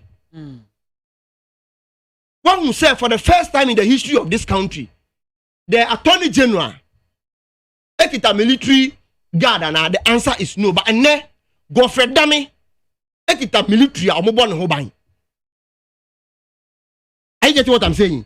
Are they saying say for the first time in the history of this country, one who said the deputy EC boss of this country, military airborne ho ban pe ana answer ne ye dabi nso ne boss manasari military for airborne ho ban ene ame no ka say finance minister military airborne ho ban nso finance ministers a ma ba Ghana ni na no mi hu say military airborne ho ban pen inti na ba bisa say in one breath mo say there is no speaker jamani military pen inti na nuntinu yentimi ma speaker Babrin military. But if say in another breath, there is no also in the history of this country, Minister of Finance, a soldier for born who buying pain. There's no instance, Attorney General, military born who buying pain. There's no instance, EC boss, military born who buying pain. But your more buying money painted there. I know the Yenja Maninka. Into one with the double standard of the MPP and maybe make a 3. Almost say the number of military and security airborne who by an edos dodo. Ushan krata military fankasa issue yena. Military for 4 and airborne who by. And I know see answers about konya den emman and I'm a boy. And the métier deputy chief whip of the NDC. I interview no Accra based radio station, I think Accra FM. I'll say me no kasa ende. Electoral commissioner ekita military for bako 10 or more born ho ban. Basa unim say ta kan majority caucus press release point I think yes point 6 and let me read. You say the Speaker of Parliament and this letter was issued I think on the 17th of January Endra 2022. Point 6 or say the Speaker of Parliament in terms of precedence is the 3rd gentleman of the land. That's where I want to end. Into who president fee who vice fee a speaker never. Into next speaker kita military 4. Must say haram. Into yanjin fin same. Electoral commissioner. I can the hierarchy precedence on top of even po 4. on top of 5 nso military baako 10 and ebo ne ho ban ni deputy Bossman Asare military baako 5 and ebo ne ho ban chief justice military baako 4 and ebo ne ho ban attorney general military baako 3 the special prosecutor military baako 11 and ebo ne ho ban kandapa military 6 and ebo ne ho ban and even an ordinary citizen, Pastor Duncan Williams, and name no say a ban we are man military protection of 6 military men. Yeah, sure. Yes, some actually, baby, I'm a reference. Fee me say deputy chief whip. I'm a no, and I'm making emphatic say. When you say also for Duncan Williams, no bit me for their own security. Perfectly. Which I don't disagree with him. Say, I think he say, on natural on his personal accord, and the manner at least on issue disclaimer. No my issue disclaimer. Yes, and that's all my better and further particulars. Why should he come and explain it to you? Say, I make sure say, nipa mitie no your authority. You can say, as leadership of both majority and minority, more or less they are like a part of government because BBA cost will be in terms of deployment of these things be back into their domain as well. What can I say? Deputy chief whip, yes, or the minority. Into him they are all can. I get me. On him they are all can. Into me no kasi onu see man 6. Supreme Court judges or muya baku 18. According to onu baku biya military for 2 na bo no ban. Into 2 times 18 ya 36 and a bomb ho ban. Finance Minister 3 and a bomb ho ban. Chief of Staff nipa 4 and now Speaker of Parliament. Oh yeah, the third gentleman. Majority akasangasa omu press statement. I think paragraph 6 or point 6 indicates on the third gentleman. So crime military 4. Ambiama. What is wrong with it? Catch me. Body be a nim. Batunim. A trail a dream po. Any adwin boni nsusu ya MPP aban esusu. Sometimes yes will be bia ho kwan, but sometimes when you time and writer, definitely you will read meanings to your actions. 1, over the past 1 year, our omuchiro nkrata we come ya ma military from January up to more than 1 year ni anameboa. Since when the MPP 4 who say 4 military men no must speak about no and lawful. Until this 2022 budget, I what they call parliamentary speaker Edie Dinemu with the minority because on person mu bugana komu. Already name mo yedin. Prices of goods and services are escalating. Exchange rate are costly. And now to adhere 2 cedi obekoni atoso 3 cedis. Are you getting me? Name mo yedin no. Ano mu sorry tia say no. Yentina se mamu nsamfa 11 yeden. Emba. But Abani is still bent on the fact say on the chinchine time. Why na adwin so the beba or the beba. Nti see akwa say there is a banter between the executive and the legislature led by Speaker Babin. Nti nu on person mo kire ne say executives ni you to missing nti nu we will punish you. But mama use we feed you and the minority and the speaker say the legislature have equal powers because we have supervisory role over the executive. Into some person say power. You must also execute or exhibit your powers on them. No musu who say omutumi yes baby a otumi no esi no how do so dey den e sha ase. I get me. Nay na ye hu baby a ye be kono. Na ban anka mo say jam build the consensus. Man biama. Etitirifo enimdifo e wo Ghana ni na aka say the parliament before this 8th parliament and yet the same. Anameboa some kra waka. Ntaka yam build the consensus. Let's change our demeanor and way of doing things. Now ban am person mo build the consensus with material minority no. And yet niema say na mo ye. Mu exhibit wickedness. Mu exhibit the fact say the person actually mutumi because you were bem. But mu ye dey say and the fact but and me one because ubekaya emra former president Kufo efi abenwa ne so ana MPP ka ko yi omo flag bearer okan ye o se yentu aba ma obi a oya asumdwe nipa obi ope periperi ye obi oye peaceful and he was referring to President Nana Dankwa because by then all contest as flag bearer into our own former president akase Nana Dankwa Kufado ayo obi a oye to trani on peace oyo obi on your kase osia eso oyo Rekubrobe oye MPP ni mapa amuni na aka kire Ghana for te papa we nim ni fritete on your kase ope a ni a na oye emfa woni dia mu beka wada ebeboa mu emboa mu onya kase opeso e dia obeye and that is what he is exhibiting. Okay, I get me nti man dem we Ghana ni na utie mi a ma kire nkofo a ye can even the hierarchy of this country they come no near even first, second, nor even the third. Okay. But Mukita military security, more than even even Speaker Babylon, the third gentleman of the state, the same MPP majority caucus has admitted in their press release, the third gentleman. That's all no okra for. Born anything. Medas and Yauti Godwin Mahama NDC National Communications Team member. Honorable Ben Aye. You mean not by me, Darcy? Me chia when you were tear for your phone now. I'm official person. Come to your face, Honorable. Oh, come in, do the crab, bro. Why just to be there? Why just to be there? And I mean, you come in, so I think yes, she had this year, you know. Yeah, sure. The morning's official part. Now, Mammy, Honorable.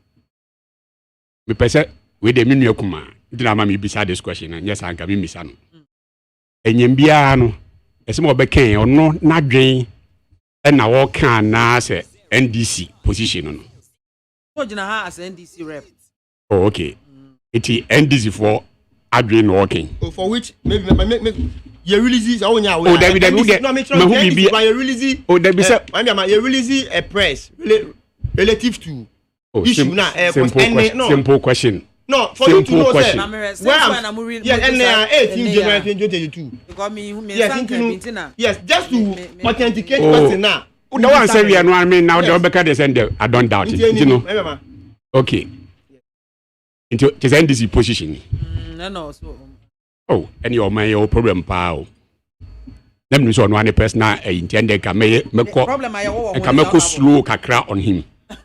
But ya sumane so make say dia. Now it is coming from a party. A bu man, I mean about constitutional rule 16 good years. Now if this is our position on security issues then the conclusion I said the Ekana are very scary to have these people in power, in government, because of maybe no so man be tumpon and tumpon. A major issue back up a decant a demo a can say attend mapa security issues. And if NDC do not understand security issues no be nakasi and to abamman I wonder where they are coming from. Mommy, security deployment. One decide. Is it the government through the national security and as a me individual no kwano make me aform me personal security biana answer no it is simple say wo request for either police or military security krana and yes sir because office or pocket you deep and as whatever be no or request ya na you get it say be ante say wo supermarket bi no aka say I've paid for biscuit therefore I'm entitled to be given a biscuit. And be it a deal of boy, be it bagbin, be it obi or any personal and whatever. Same post of penny the crown or year. The national security for that matter will assess the need assessment based on whatever factors on the considering now say Mami Bema say a fata at this time say I will say you beef up the security. Other say police will be enough, police in here enough. Now for whatever reason, circumstance, yemfa military enka ho na ye the military so aka ho na does it mean say for the rest of the life ni nyina no obe deserve that military police security now say based on evaluations on along the line say because of ABC you know police will be enough and now say you would draw a say be a first require man a security personnel of 20 mixture of both police and military and I say post the police from kwa any man 20 because of the circumstances of the day you know 20 you know he trim it down to 5 and now he trim it down to 1. This needs assessment as far as deployment of security personnel are concerned. This basic thing I'm about class 1 crowd will understand. Now you have a party about BEMU for 16 good years are confused and they are making noise over it. Do we have to waste our time on these people? Do we have to? To begin with, Baby they are almost cited example of this person, that person, that person, that person. And I'm a kind, is that the way to go? Or is it out of their ignorance, not knowing, say, security agencies, you know, based on needs assessment, based on security reasons and whatever, and they decide, say, as soon as he or here military protection at this time. If Electoral Commission, for example, said you're okay, based on whatever reasons, security officer at this time, no, and you ABC, you know, you must assume this security. Now even in our normal towns, normal towns, it is unam kruma ukwa and then times are a common barrier ya masisi ukrumia edu baby abedu na police for nkwa na ho edu baby abedu na police ni military for na ho and as ebedu baby kra barrier no kra na say ye firi ho kra. Have you bothered to ask yourself, why don't you ask yourself, say, there be a police barrier, the police for enyina. And that's there be a police for me, about said the soldier for Akahui. All this is happening based on security, considerations. Now, if this basic understanding you lack it, now person me munina ye medu wechi nye chubu. E kan do ni ntubanko akadebia ye basafu. Ye basafu. Eti wey no mpesi ye di o mechi wo. We don't need to waste our time on them. Now come to Babin. For whatever reason, ye nyina ye koto aba January Parliament for to aba edi Babin no. At least ebia ye nyina ye hu enema kakra course. To begin with that day no kwa pintin and am pintin here course or Parliament house no kwa soldier for be mu no. Minority for them no can fa soldier for. They condemn it. So the soldiers have no business be coming to Parliament House. On the 8th of January 2021. Yes. Okay. So the soldiers have no business coming to Parliament House. That's our conscience. 2 days was also in letter 18th. 10 days afterwards, you go and write requesting for soldiers to come. For conscience no here. But me put the meantime say I won't told their lie because it was out of mischief and as ignorance. If for whatever reason, whatever, na speaker actual to the national security A4. Sometimes even a jumba your offices ya krano, you to make us because of ABC intino, they start a jumano. Road construction, hune bia den bia bu and as a bridge bia bu, you to make us say, assume corner repair bridge no, why you regularize or contract. And to me see in normal everyday and no correct to me see. Koko start your human regularize or appointment. Koko road no bridge na bui cars akra kumasi main highway bridge bia collapse. What's your due process master koko why you regularize your this. To me see. It if for whatever security reasons. No, it's okay. The security, normal security or home no, yem beefing up. It is your beefing up.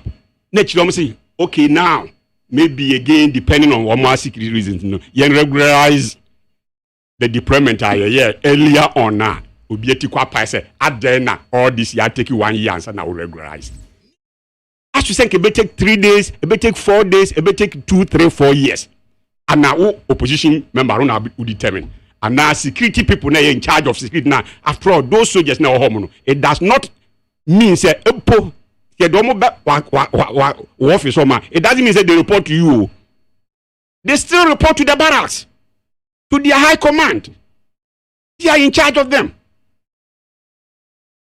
If for whatever reason, if you say, okay, now, you regularize it, adiano.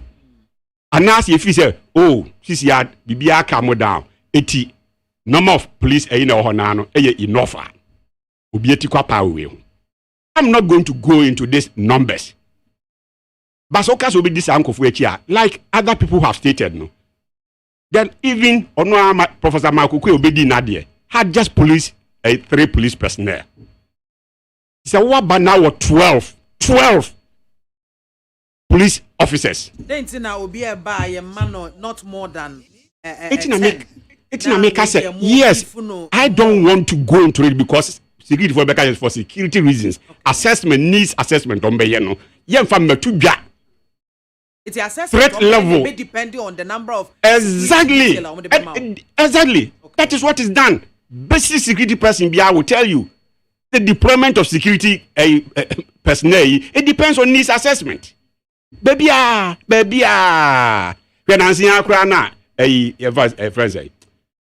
cash in transit way. Bullion vans yes SSK. No police for all this and no police for Kwana Deco. Now say based on whatever reason, who say be or my acquire military for be so can be. It all this is happen from time to time in our everyday life. But and one was say be more Ghana Armed Forces more na deploy say be nipa say enco protected the speaker. Based on the times and the seasons. Okay. It is simple a British question. Not based on the same times and seasons.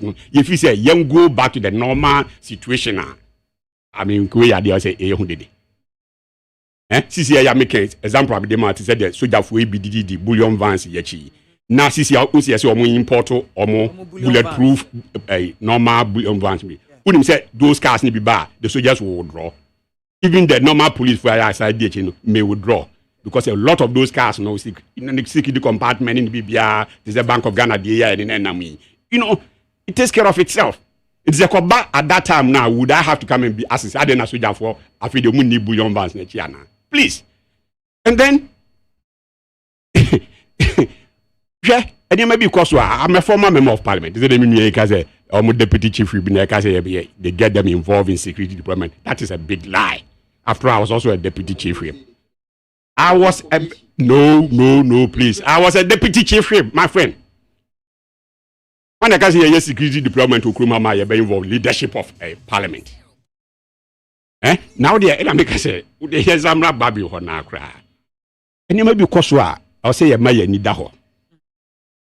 Now your man and this we to 2 foot we If in 1957, I Ghana independent. Parliament have been retired military officers and as officers and they serve as marshal. Who is a marshal? Marshal in charge of internal security or parliament or Rebecca Yada when you be bouncing police for cracker say or more dear and to say be as a marshal no call them in and not go in. Meaning says they cannot go they cannot just go in. Meaning say a parliamentary year the normal security issues are the marshal. And there can be beer, should be beer. The beer retired ones and the Yeduma. And the bad being pet. These people who were crying against nuclear man soldier for me no can say and the bad being pet a serving military officer Kendall. And the marshal, our parliament. Have we weighed the risk? Do you know say why that Kendall or that serving officer he still reports to the military high command? You sit here talking about separation of powers. You sit here, you are talking about separation of powers. And yet the security of the legislature, who they say soldier for and some soldier for one control. Is it not the executive? Do they not report to the president? Is he not the commander-in-chief of the Ghana Armed Forces? So why do you deploy one of the personnel and report to him to serve as your marshal of parliament? I've been seen that from 1957. Who does the police also report to? What's it? Police former report to one. Police. Police council to the police council. Internal security there. Obi say police baby. But no cry sign because police for nankasa cry who make the parliament as legislature no. Okay. Police just want me stand there you be provide security for the legislature. Okay. But your internal security no is controlled by the marshal. It's in a police what they can say BBC, BBC or Parliament. If they are not invited, they are not invited. They can't come in, which means a marshal and they are in charge or no pen able to handle security as far as Parliament, legislature, and are concerned. Now, what they said to me, a serving military officer, sir. Which military officer reports to the Army High Command, who in turn reports to the Commander-in-Chief, which is the President. It will be sir, or they say also in your independent legislature and separate in our heifer. When you have sold your birthright for porridge, you sold your birthright for porridge. So, eti yemhwe bibi ye me starting Mr. questions. Why under Babi Nkwano he's getting the military so close, if not taking over Parliament? If not, yemma yedin enaho. So, and then he talks about there's a banter again, and I make a time say the banter between the executive and the legislature. If you say yes, triple way, and I say reducing the security, and I say reviewing the security, and blah blah blah blah. My friend, Babin is not part of the legislature. He's not. Majority, minority, and the form of the legislature. Babin is a referee. Boy, if you're on Yakofan and say, government rules, Babin has no say in Parliament. You see the DNS of the person, I don't want to use his name. The Speaker has no say in Parliament. What do you say? Legislators, members of Parliament are man for a bad year. You so moon be no man name no. Omo ba na bibi no mo bo ho a why a referee to hwe ma bibia to talk to ye. Omu wie na yem fan say omo say Ghana for e bono nsia MPs no decide say e bono nsia obi ankonko da no. Amamre kwan so no ochia me ne de asoma wo. Ne de asoma as speaker. Say ye MPs no ye say bono nsia obi also obi akokoda mra ya hye no no. Na wo any clerk no mo passing on to the executive. Who on your own can never make any decision on behalf of this in Parliament. Okay. It is what are they talking about? May I say, Honorable Ben Aye, former member of Parliament for Upper Denchira West, and Ote Nenkano. Now, maybe so we are just 5 minutes. I'm going to be and amame. You share security details about your 3 arms of government. There were the executive, the legislature, and the judiciary. I didn't know your person do security detail ebetuja. Does it sound good for our country, for our democracy? Mama, bisa wong. Emra, Ero Michael Kwe, Reverend, ewo as speaker. There was no single day obedi in the security details ebetu abontin. Oti ya ka kire me. Enso ne speaker Babin there. You see the way they are doing it. Okay, on press release in Impua. You are even stating times Otu kwan call amanone. Saying so Otu kwan kra onkra. Na me kai senye nansia na Honorable Ablakwa ebisa for travels plans for president. Adamoka say for security reasons into omutimi fan tuja.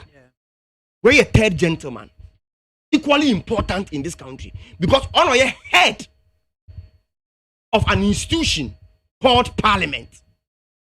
And so, President dear Muntimi Embe country Ghana for. And so the third gentleman dear Mubatimi da beto abonte. On the hypocrisy of the MPP. Mama min come enim. Meba, mama nchira wade. What is speaker any legislature? Onye member. That means onye MP. You see, Udu Parliament a whole institution.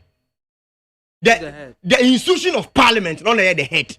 In the question, wako school be a teacher for your headmaster. Yes, headmaster won't trade. But your boss school no subo, and I be because you school nimwa. Una udi enim, and I'm boy. Until you make say there is a banter between the executive And the executive comprises with MPs, ministers, and CEOs, and a president near the head. Who call legislature, MPs, clerk of parliament, and marshals, including the speaker, and then the forming parliament on the head. That's what I was trying to mean. I get me. No, yes, sir, please. On the head of parliament. That is it. You see, and the other thing, and I'm saying if you're two, or say marshal of parliament. In charge of internal security and our military into on TSC. So yeah. Head. Yes, 7 security military officer for the first time on our headed the internal security of the legislature or parliament. They can say when they provide the military man in the parliament. Is it Babin who went to the military no so perfectly into a request here? And I said the need assessment. And a military for year the need assessment who said as at the time and now or requested for the military man somewhere the head of parliament security no there was the need and or the man into my man be said there or the need to me or call hold by force and a train a branch and the bar Godwin yes. Based on their intelligence, based on the investigations, sure. And be release Nipanama Pawon. Yeah. And at the same time, some be withdraw based on intelligence, based on their assessment. Perfectly. And where lies the problem now? So Meko but the issue say because you were a 7 military man and they all heading the security of parliament, you know. Nti yemfa subo no mbo Babin ana me sure say Babin wan ko omohonum ankotwe won by force otro nkrata akoye ana omo ye the same need assessment no mu hu say parliament ehia such a person to come and head the military nti say ope subo bi a wo de be the minister of defense or in charge of our security ana me boa because definitely onya nkrata na speaker choro e de koye now we be the hierarchy of defense because mo ye the need assessment no mo de maye so Babin doesn't come in here too. Or can the need assessment biome? Say the need assessment I deploy military man for including the EC and co. I agree with him. But some me be say, Manjama, any Ghana fool. When was the last time matters of electoral commission? Ebeye deja will crow him. Tell me. As against when was the last time there was a banter in parliament speaker. Even including the 2 deputy speakers, life at risk. Quite recently, it is a need assessment, current, needful, the speaker and the deputy speakers, not the EC. Until now, the person said the need assessment for EC, they have not gone to review it to withdraw the military. But for Babin speaker there, you can review the need assessment and you say. The man is here on Yabium. But when you crystal clear, I mean, you say, which means you the 2 deputies in film. I'm now on my life is at risk, and I'm a woman. Yes, it tells you, say, your man, I don't have problem because you see, even parliamentarians as we speak are even fighting for their security to be beefed. Which, no, they are to be beefed. Which I agree. And I say, but they are still say, which I agree with them. If on my assessment, no, who say there is a need, yeah, the man, I don't have problem. Until you compare the scenario now, say, is the no Mugusuni one for the year. But for them, the end day, finance minister, the end day, but as for Babin, the end day, they have reviewed it, no matter calling one back. No, this cannot be allowed. We cannot accept this. The last point. You see, or make another assessment said, Emra yet to Abama Speaker Babin. A military for invade the parliament. No. Minority speak against it. Yes. But me papa and I'm a bra penny, so I want to be soft on him. Yes, why a MP paying? MP, Oko Parliament, Amandama, your chambers, let me use that word. Until your baby offices war, your the compound. And you are the real chamber, even chamber and your public gallery, and you are the main chamber. Yes, intinu na ye ka say to allow the military to invade the main parliament and wasem na ye ka. But the fact say yes yemfa military mbra embo ban e wo ho no e different from invasion of military. E two separate things. I get me. Inti anu na ye ka wasem. Anu no nkyere say mama military abe invade the parliament ewie no.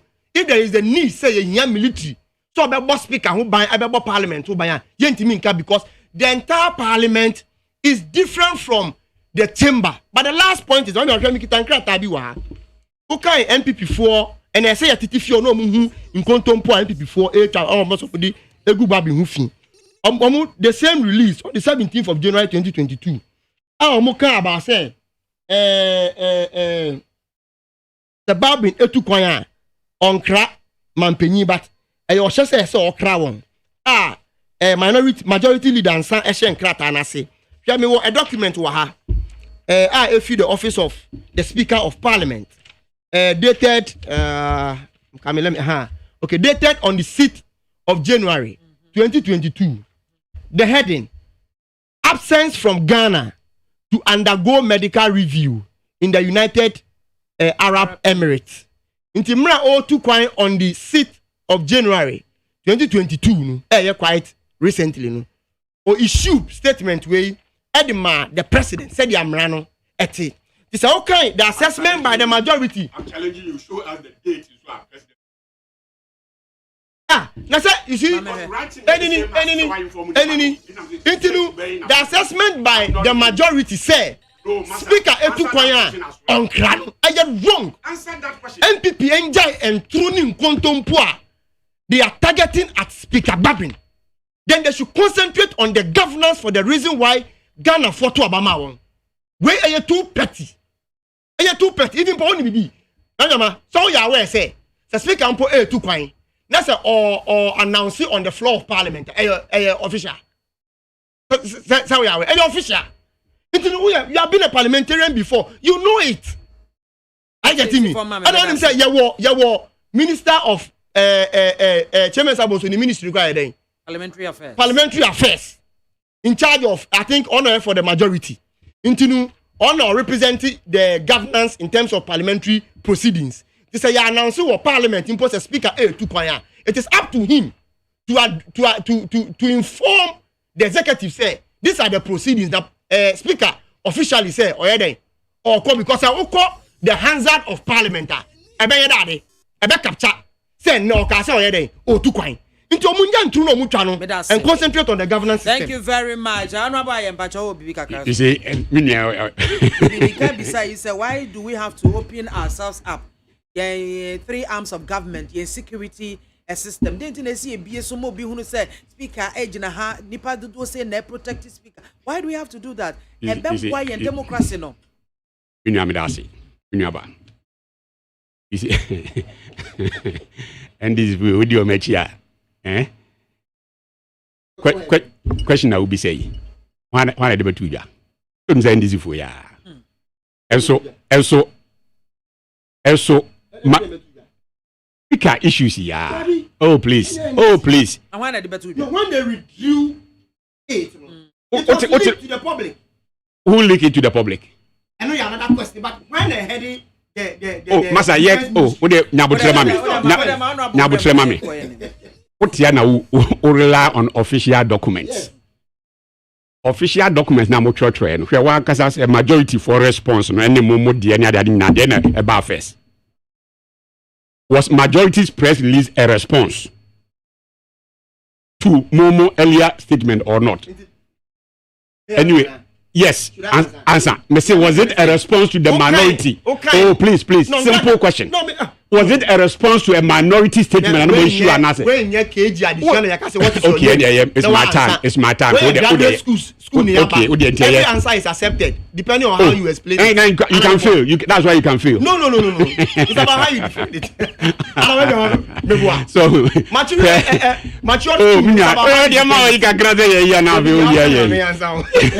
so more leaky information about one thing. You better respond because it's clear. Class when you say majority statement was a response to minority. I've not respected minority statement here.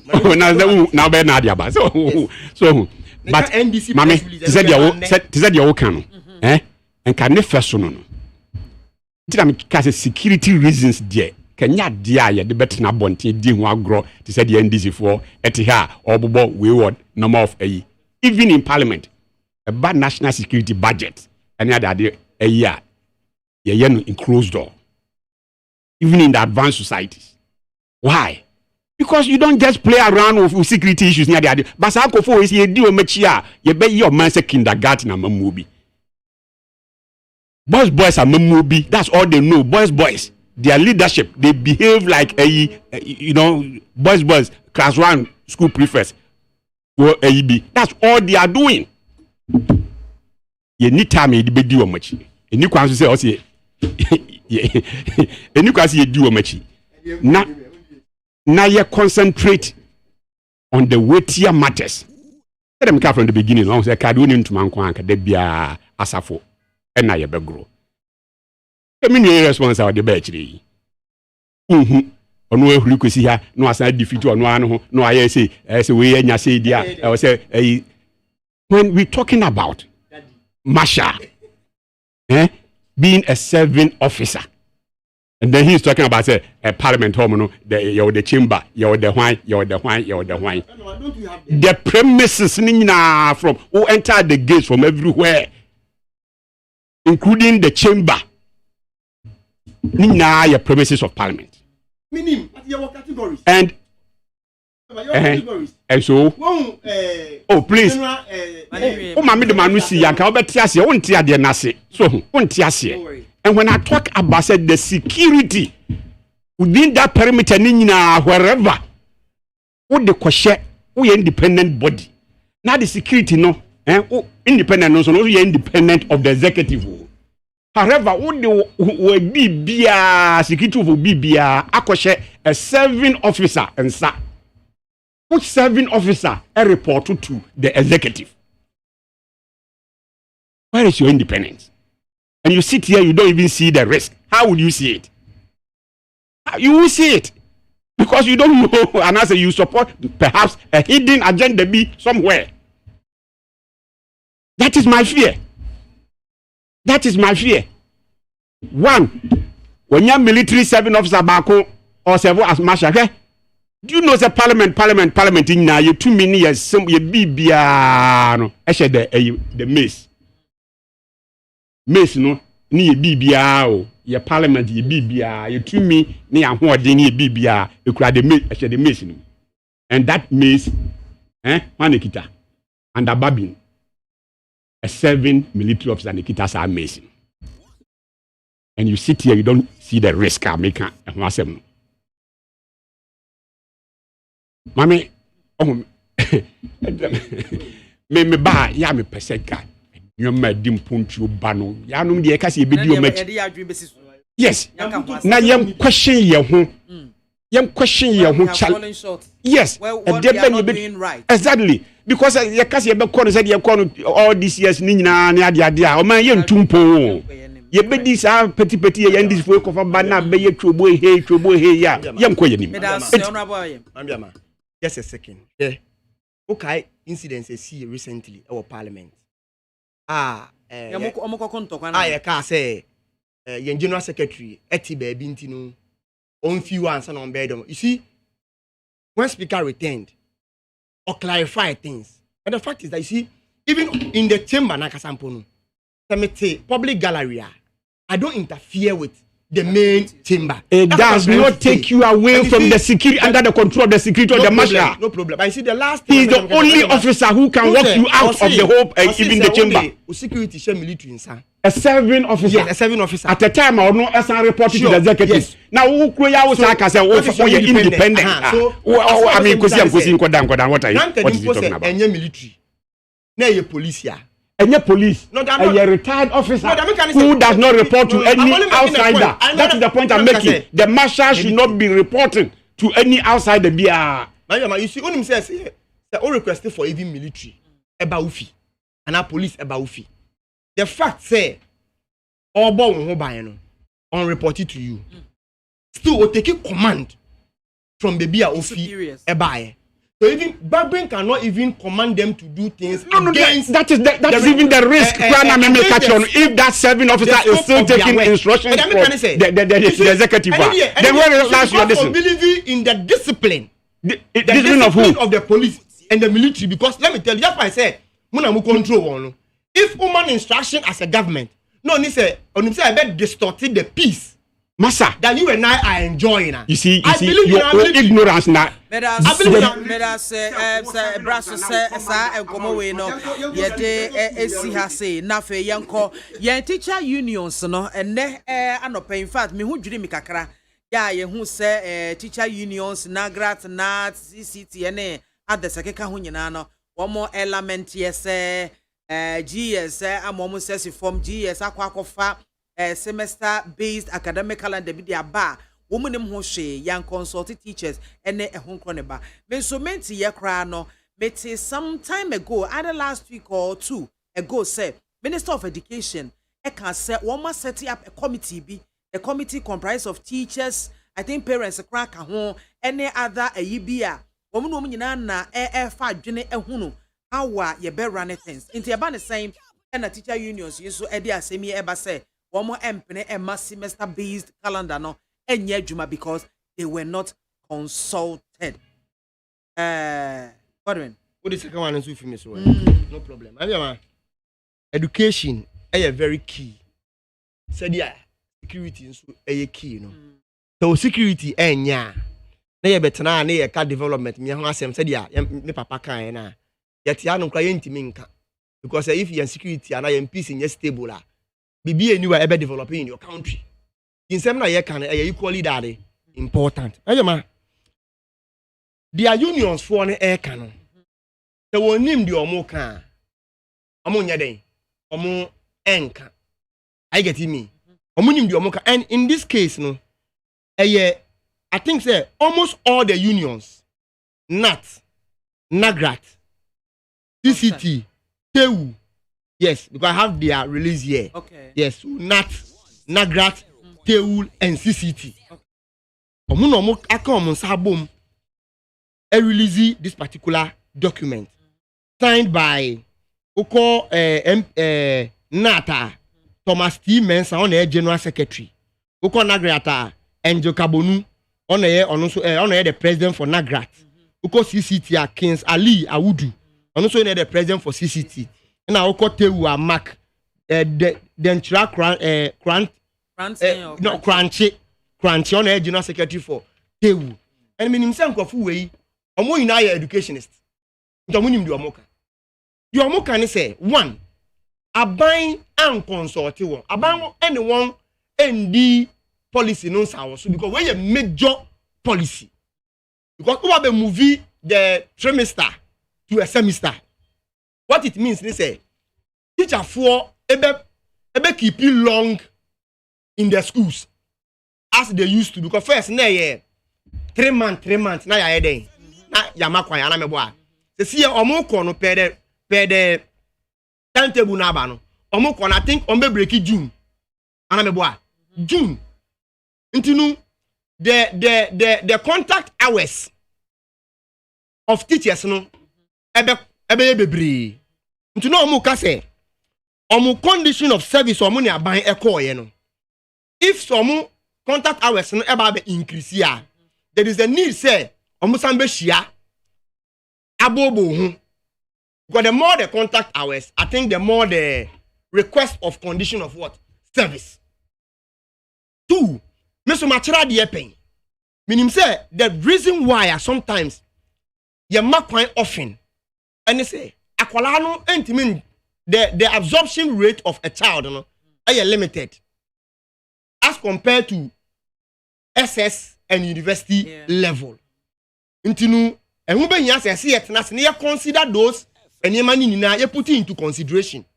Ni ehun whether ebeboa nkwala no ana emwa nkwala because we ye ka nkwala at the age of KG1. Yes, at the age of 6 or even 7, yes. 5 to 15 years because JHS here. 4, 5. Yes. KG1. 1, yes. 5. At the age of 4, at the age of 15 years, JHS normal age, averagely, ye di area school nti ube keep akola no from now to June. I saw see break beba.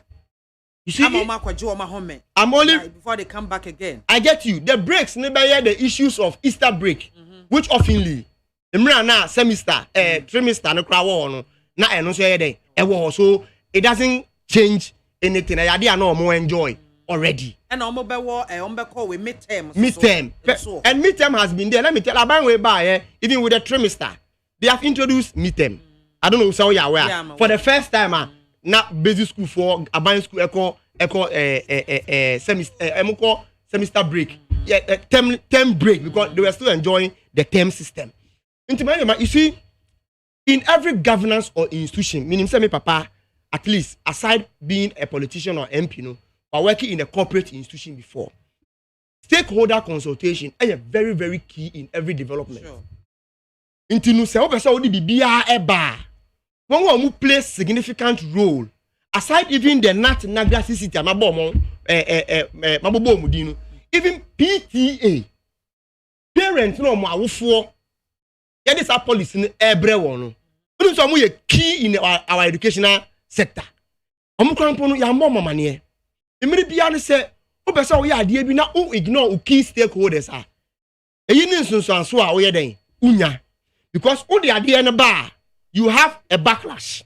For instance, what was our reversal of the benchmark value? And you see your reverse aside the fact say freight forwarders say another reason is say there was no proper consultation. They just brought it. They brought it and they had the backlash, generally draw and now go for a broader consultation. It has been Suspended. But also the caliber of people we have in government, with doctors, with allergies, with at least people with masters. No, not sap. Mama face soprano. Soprano baby, I will be a happy new year. And then I was saying, I became one or two kakra. Okay. But most times say you appointee Obi as minister. We have to read a little credentials of the person. Just to say, we catch the Ghana for say. Nipa na edi adwuma ne hye ne so nyani paketwa. Nyani paketwa. Owo nim die no betimi aye. Nti se sankofo yi na na edi amemona shomunsa na common stakeholder consultation. Gentimi making a paramount in our decision making. Then there is a problem. Now by any name the friend governance. I think if I beg this one, let me recommend to them because as for Nana Akufado there, he is good in creating ministries. At least on creating minister for public and public relations, so that at least the person will become a liaison between the publics and the executive. Because maybe I know we are corporate affairs manager and a PRR. We are liaison between stakeholders and the institution. And this work should have been done by the information minister. Because the more or less like the corporate affairs manager for the government. And and I mean also our experience also in journalism and communication. But the question is, adding young education say, our educational system is spoiling. Let me more example. Meaning say when for the past 2 years, yes, young educational curriculum up to a ne textbooks are quite recently. Me who said the PRO for Ghana Education Service say you approve some of the textbooks on my distribute. Me who be on social media. I pray say mana enye no na omo approve. Because we should omo approve. It is like under history. Omo be kind only about MPP. Meaning say when those things are circulate on social media about MPP nkwa. Pages are mehunu. I pray say ma enye sa book no. But okay, don't worry, me the best send you. And be sure to say tie for so e bi ehun maybe e bi hu ye. But hwehwe na hwe on social media. Me bomb pie say man no nya the approved textbooks. Other than that, we'll fight against it. The next point, the last time I went on my Facebook wall to write this. And I pray say me nua wa ha metimi e den krama no. Man education is very, very key to the development of this country. Ubekaya under Kufuor, former President Kufuor, on the 4 years tenure of SHS Urban. They did the same thing. Consultation, very bad. And the key political party so we yɛmfi bibie mu a ɛnyɛ yie because we are the possible party mufi abɛn mu a yɛbɛyɛ dɛ yɛbɛba which I know 2024 NDC yɛba te sɛ wobɛka yɛde 4 years ne baayɛ no aban ɛsesan no what happened because there was no larger and broader consultation including the NDC no we didn't equally see the need say ɛsi ɛkɔ no 4 years because yɛn so yɛ assess yɛn yɛn sɛ akodiɛ ni nneɛma bi ɛsɛ mo de egu akwan mu ansa na mo implement mo anya den mo mfe ngu akwan mu ntina ade ne enko yie and you reverse no ana me boa me kai me ready ana mo amensa he was the committee head akufo here to assess whether yenko 4 years and 3 years 3 years and when you read the recommendation or the document at least the document it even suggests that the 3 years was the best but former president Kufuor went ahead and took the 4 years yenja no and then the policies of this nature ba bisa ho say senne mu fi aben mu 3 years from now which means say mu be fi aben mu what is the guarantee say it will be sustained by the next government? It can only be sustained by the next government when you involve them as key players in the implementation of policy formulation. Then that's when they say ni na no ya dia tu na ya den ya ye nti say ya bakra ya ntimi nya den ensesa no I get me. But if you take us out there, then we are likely to see the fact say 3 years from now, the Ghana for 2 something is essentially John Dramani Mahama, eto abamano. No, but 7th January 2025, there is the likelihood to say we will reverse to the old system. Why educational system and NDC ba na say, NPP ba na yeden na say no. Why? Meda sipi Godwin Mahama and Oten and Kano. Honorable. And this is for opposition tonight. Yao. So, maintain opposition in Penyanka. Me feel the opposition is really hell. Said a omo nipa a honorable call. Spill Gabra, a cause opposition is hell no. So, me opposition that come in, but no opposition that there is opposition and yeah hell. But NDC4, that's how they see it. That's how they see it. Omo ideas as empty as that. To me, unfair alternatives BIAMAH. Dominimans are DB Bia and ye. And no any idea woman. Academia baby or the Korea. In fact, with the Nyamiasi said another day free SHS Abba. Now, the more by the next decade, 10, 20 years now, the more Ghanaians are enlightened. No? How would we come and sit on national radio? Say MPP for a yebe history, and you expect people to believe it. If not because you don't respect your own followers. Don't respect your own followers. Now more dignity. Atom of dignity. Kakrana. Kabos asema woken. The average person krano enyini. Ukotena social media. Anyway, mo de say mo huku krao social media so pen. Huku yesterday social media so pen, you know. So, but I believe say because of free SHS, you sit here without any data records. Be say your school some essay. When on the contrary, you know, records need dear dance say results are better, and we even seek to improve it. How can you say education system anyway change management biayana edin kakra? Mama will not rely on your social media on pass judgment. Masa, or your intelligent lady. Or your intelligent lady. Oh, but now national radio, yes, I will see a mini one can first go to the Ministry of Education. Oh, please.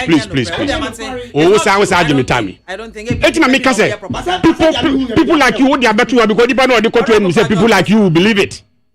So, Nippon or the court to social media, no, you say people like you will believe it. That was what better national now Obeka Huasem. History of Ghana. Me say free SHS. Basic system.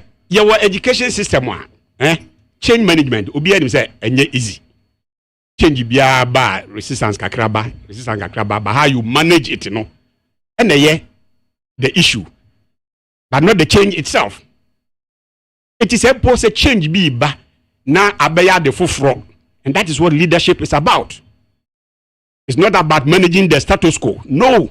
Where's idea at best you are just a manager be. So by a leader also to me challenge the status quo. Now bring something I be new things, new direction, new vision. Anytime be a baby be not Daisy and Daisy free. Enye no. We should keep the old order. Nah, that's NDC for you.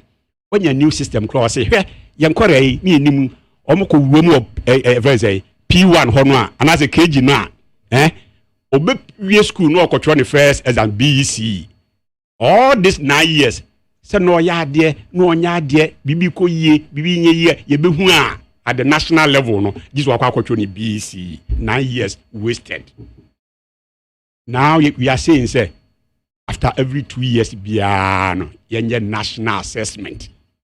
Now after national assessment you say akra bia ne mass na enkoyi ne subject we na enkoyi apart from say the enkoyi no so no yes identify say we utumu say bia technical or technically inclined vocational you no betuma ye ne yie aha na utumu say ne you can say but is it talent and I say na you wo ne ade na utumi identify ni nyina along the line. Now help Akra to where he actually belongs to no.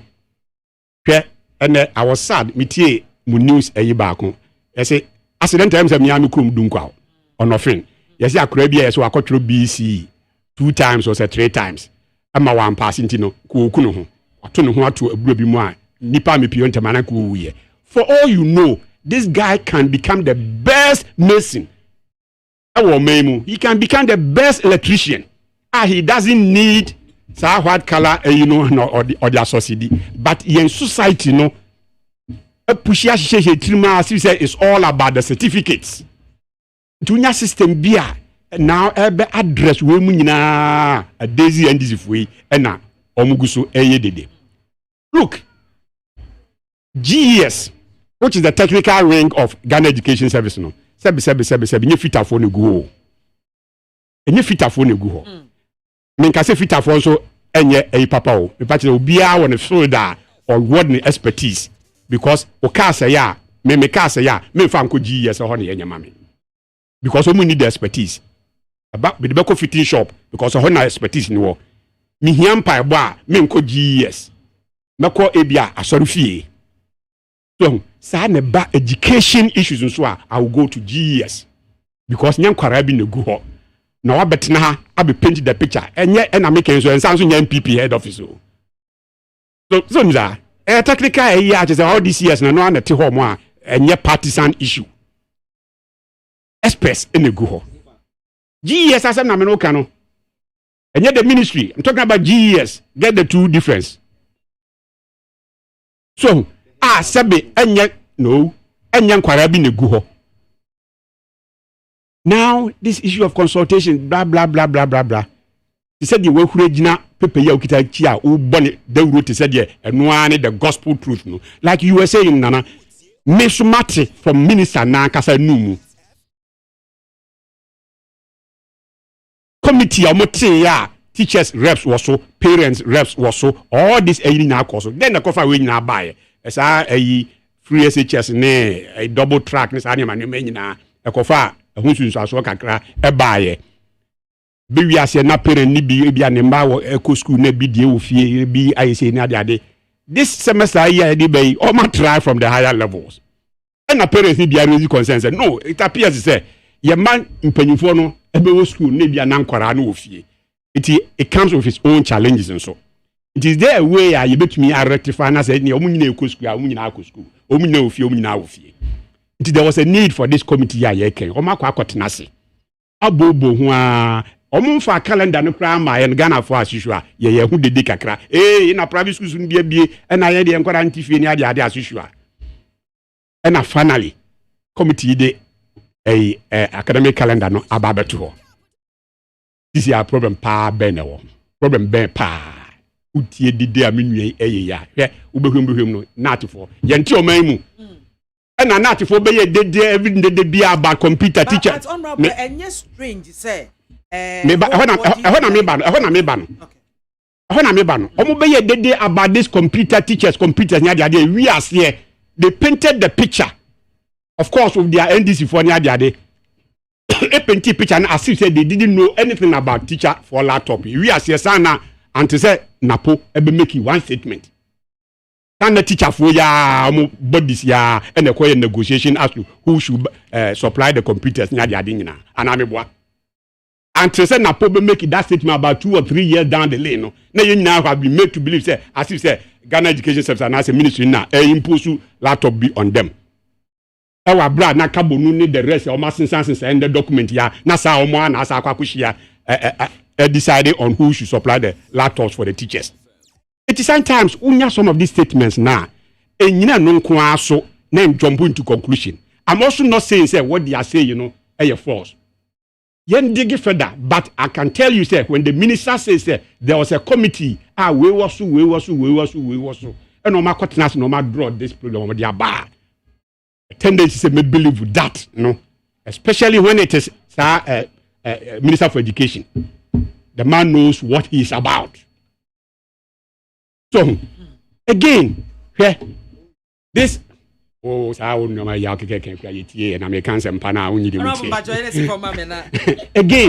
the issue of say and I make us changing from trimester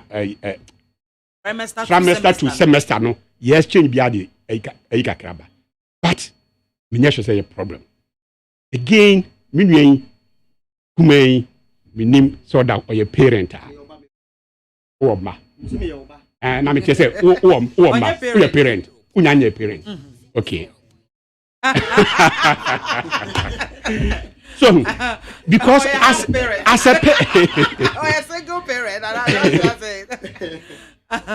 as a parent, I know that my own children. Empo de number makwan no mo go school 3 times no kwan o ma kwan ade chi on ba fia na da say my private teacher na say or call classes. Okay. You didn't call classes. And today as we speak, ye wo ye mai ebi okra nkra no e da nufu ano na ye do mo call your friends a crash o say hwan. So parent ben and their company say but parent means a school fees no. For now, school fees I was say HM 3 and mom now more house is HM 2. Oh, no so the the same thing. That is government they can say free, but what I mean for the same person. Private is a private not those. Yes, fine. It is a fees, a year, 100 cedis a year. First, if you know to know. 10 million. 50. Now, what I mean, 150 said be a bit easy. The next 3 times 150, 50. Now, about 2 75. It's a matter of planning, ni education. Meaning, again, as a parent, I'm about a school. Abia, I want you bar, and once you go and talk to your headmaster. So, Abia say to me, 50, 25. I mean, I know schools be bra, or because the first 1 month, maybe also to me, a percentage of it. Now, the following a what that percentage. Okay. But if Nagrat, any teacher for no, as you say, impose a contact hours, no. If that is the crux of our issue now, but not the change, not one they were not consulted. 2 which issue they mean the committee they were not consulted. But what I'm saying is so kind of they could be and say then I was almost salary adjustments are I believe in say Bible Cracker said the liberal is worth his nekakrawa. If for whatever reason the teacher for no ye a juma extra beer for whatever reason, na nutino I was say omoka bibi kakra baswa. It's a matter that's why they have their unions. Okay. They should go to their employers. No more if need be. After all, COVID time private you close schools down for almost a year or man they were paid. But that's honorable. It's the same way, and I see as almost kokum kakrana, kokum kakrana. I'm sure say if they meet with their employer, but me, I treating those. That's honorable Benaye and Oten and Kano. Oh, mommy, wrap it up. 2 minutes. When you say issues of classes, it doesn't matter whether a semester or trimester. Classes there. Oh, 2 minutes. Yeah, yes. So I'm going to call classes. I get me. Intenya say ya introduce semester no ntino e be classes na say. The second thing is that Osi akola betime wie school na waye we are left to a minute. Mason wetim mami ameso me hwe time no pacho. Meso me hwe time ne pa. Na wetimi akọ waye Mason akọboa mami amahwe. My course me a teacher ni. Ma kira de 7 years. Your current system. Professional teacher. I completed PTC in the year 2009. Yes. No, you see, the current system cater for the same thing. And into we introduce you BDT, Basic Design and Technology. Na me chire technical. Obi chire home econs. I get it. Obi chire home econs. Assembly say akudie ni niema esa aban ni making available. Na me chire technical. Metimi dia ye practicals amankola no. Emma. Inti it doesn't matter how you change it. Now the son den. Na ban ni nye na ban ni nye committed so the niema akudie ni beba ma teacher for no e de akira dia. Who come back to square zero? Okay. Who come back to square zero? They won't conform ko SS. SS me building construction. There was no day I'm here practicals. In a theory. But ni na theory, but textbooks ni ma. I require for practicals. Any money ni what? Any money ni yo. You see the fact say yes, it's a curriculum, as a system no does not guarantee say the audit ban ebe yejuma. But the last point ni say okay alternative. I mean you abema. Alternative be na pebium. You see the big push ba ebe develop the country. Is it not alternative? You see the 1 million jobs enye alternative no. No, me ba you see the big push about 10 billion. Nti anka na road ni akwan schools and hospital amunye ye no. Maybe alternative no ana omo nti ase a. Asene say what the options different option ba. Yama mo several. Better say honorable Bacho so come me. Better say. Remember yo mate. Kwatre kwa so be man to man tie ni din. Honorable 2 minutes. Nkofo any 10 billion. And this for 10 billion. STS na say 10 billion. President Mills and Okokate so no you don't understand it. You the number of parliaments at time no on TSA mo housing policy no. Oh 10 billion STS deal. You could try insurance 200 and something million magofo di ni kwa. Some block by government twa. City of Hope so one say RLG say one dey. City of Hope project na no say 10 billion and a city na wahefa. Sa kwatre kwankofo kontompofo we catch say bibi friend big push bi so another 10 billion ah oti 10 billion no pa ba bia fa oti 10 billion no pa ba bia fa wenumu e no so mo create 1.6 or say 1.2 million adwuma ablakwa ya e na beka ye ni minister substantive minister honorable iti mensa e beka so ndo nimba bia sa adwuma no on no minister of employment also nimba bia sa adwuma no. This is NDC for you. Patrick Kwafo we back promise wa o pese ye gidi. You don't know mapsa as out of you go and check your records. Check your records. Mr. Ablakwa beka say mo create adwuma 1.2 e ma iti mensa ni the substantive minister no beka say onimba bia sa adwuma on there on create that bia. Minimum Ghana now to honorable Ablakwa beka say mo create 1 point something million jobs. No ask whether no school no me see I say iti mensa beka say iti mensa no he was deputy. Please, he was deputy. Iti Mensa was the substantive minister. Na Iti Mensa no kasa as Mason. Iti Mensa no kasa so be auto ebro. He was the substantive minister. Mr. Ablakwa was his deputy. And now Ablakwa was his deputy. Oh massa, you be pon me say na bobu be mama. You be pon say me yen ma. Iti me pa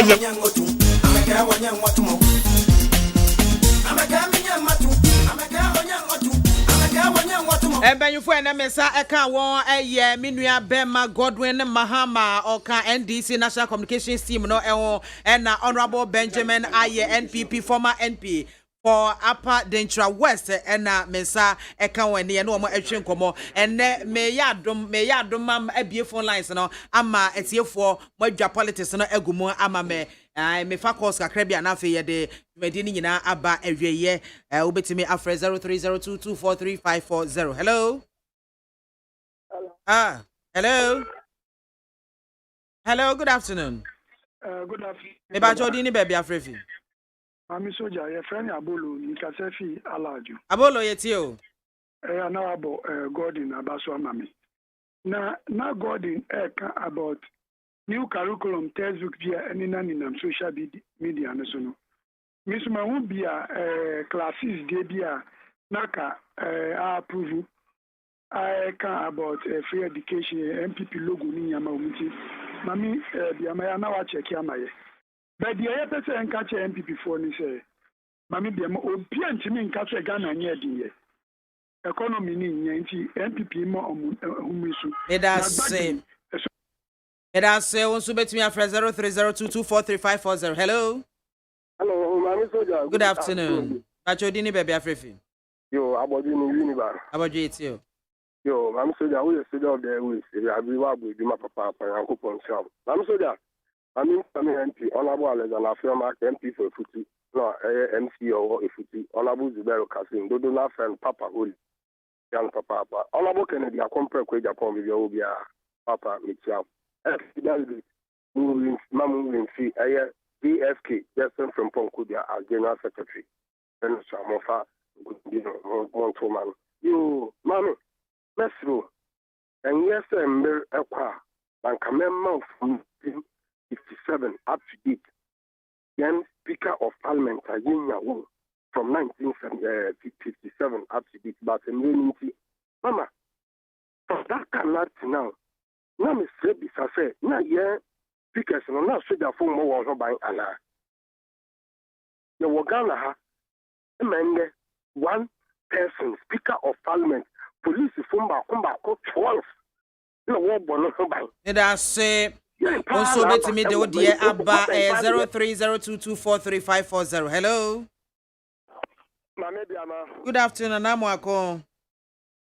Mame BIAMAH ewie nyamia sunje enka yeti ona Namwako. Na ntia yura aye Benjamin aye honorable wakasa papa we ona zanke no communication director of MPP because okasa oti ensem na si ye papa eya de wa ba ya ye hu de yakoso MPP communication team wa ye hu de yakoso Mame BIAMAH Mame nche yura wache jakon be ani alanche man ti be obi ametia o Mame BIAMAH and this for enka no kure because any fi abamu ani eri baba jama baka kire ese ye mo akokokora ka se oyi nantwi fita and any for there omka hwe soro a ese wo hwe fam wa hwe ni ya de be to wani no ese kure obi a mo ba tire konya so a 8 years a mmaburu anya adwuma anye no afi na mo de 10 billion book big push eba aya tro ani kontopone na ada no pese dada Ghana for de Ghana mo ni na ho then is there the papa bia de mo ma ye ojama man also onu oye decisive no bi o che konya sa mabuko dwuma ono say we graduate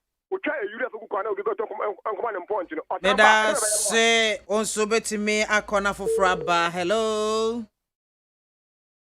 Good afternoon. Pacho dini baby afrefi. Wa unya bebe ni. Eto aso. Me frefi atamanke. Yo, amwene yanko. Yo, me damasi mu nyina mu mpa ba mu bomami. Ame nchira mu nyina. Mami say reference incoming general secretary MPP. And check a pa come you up for woman. What's their mind? That will easy.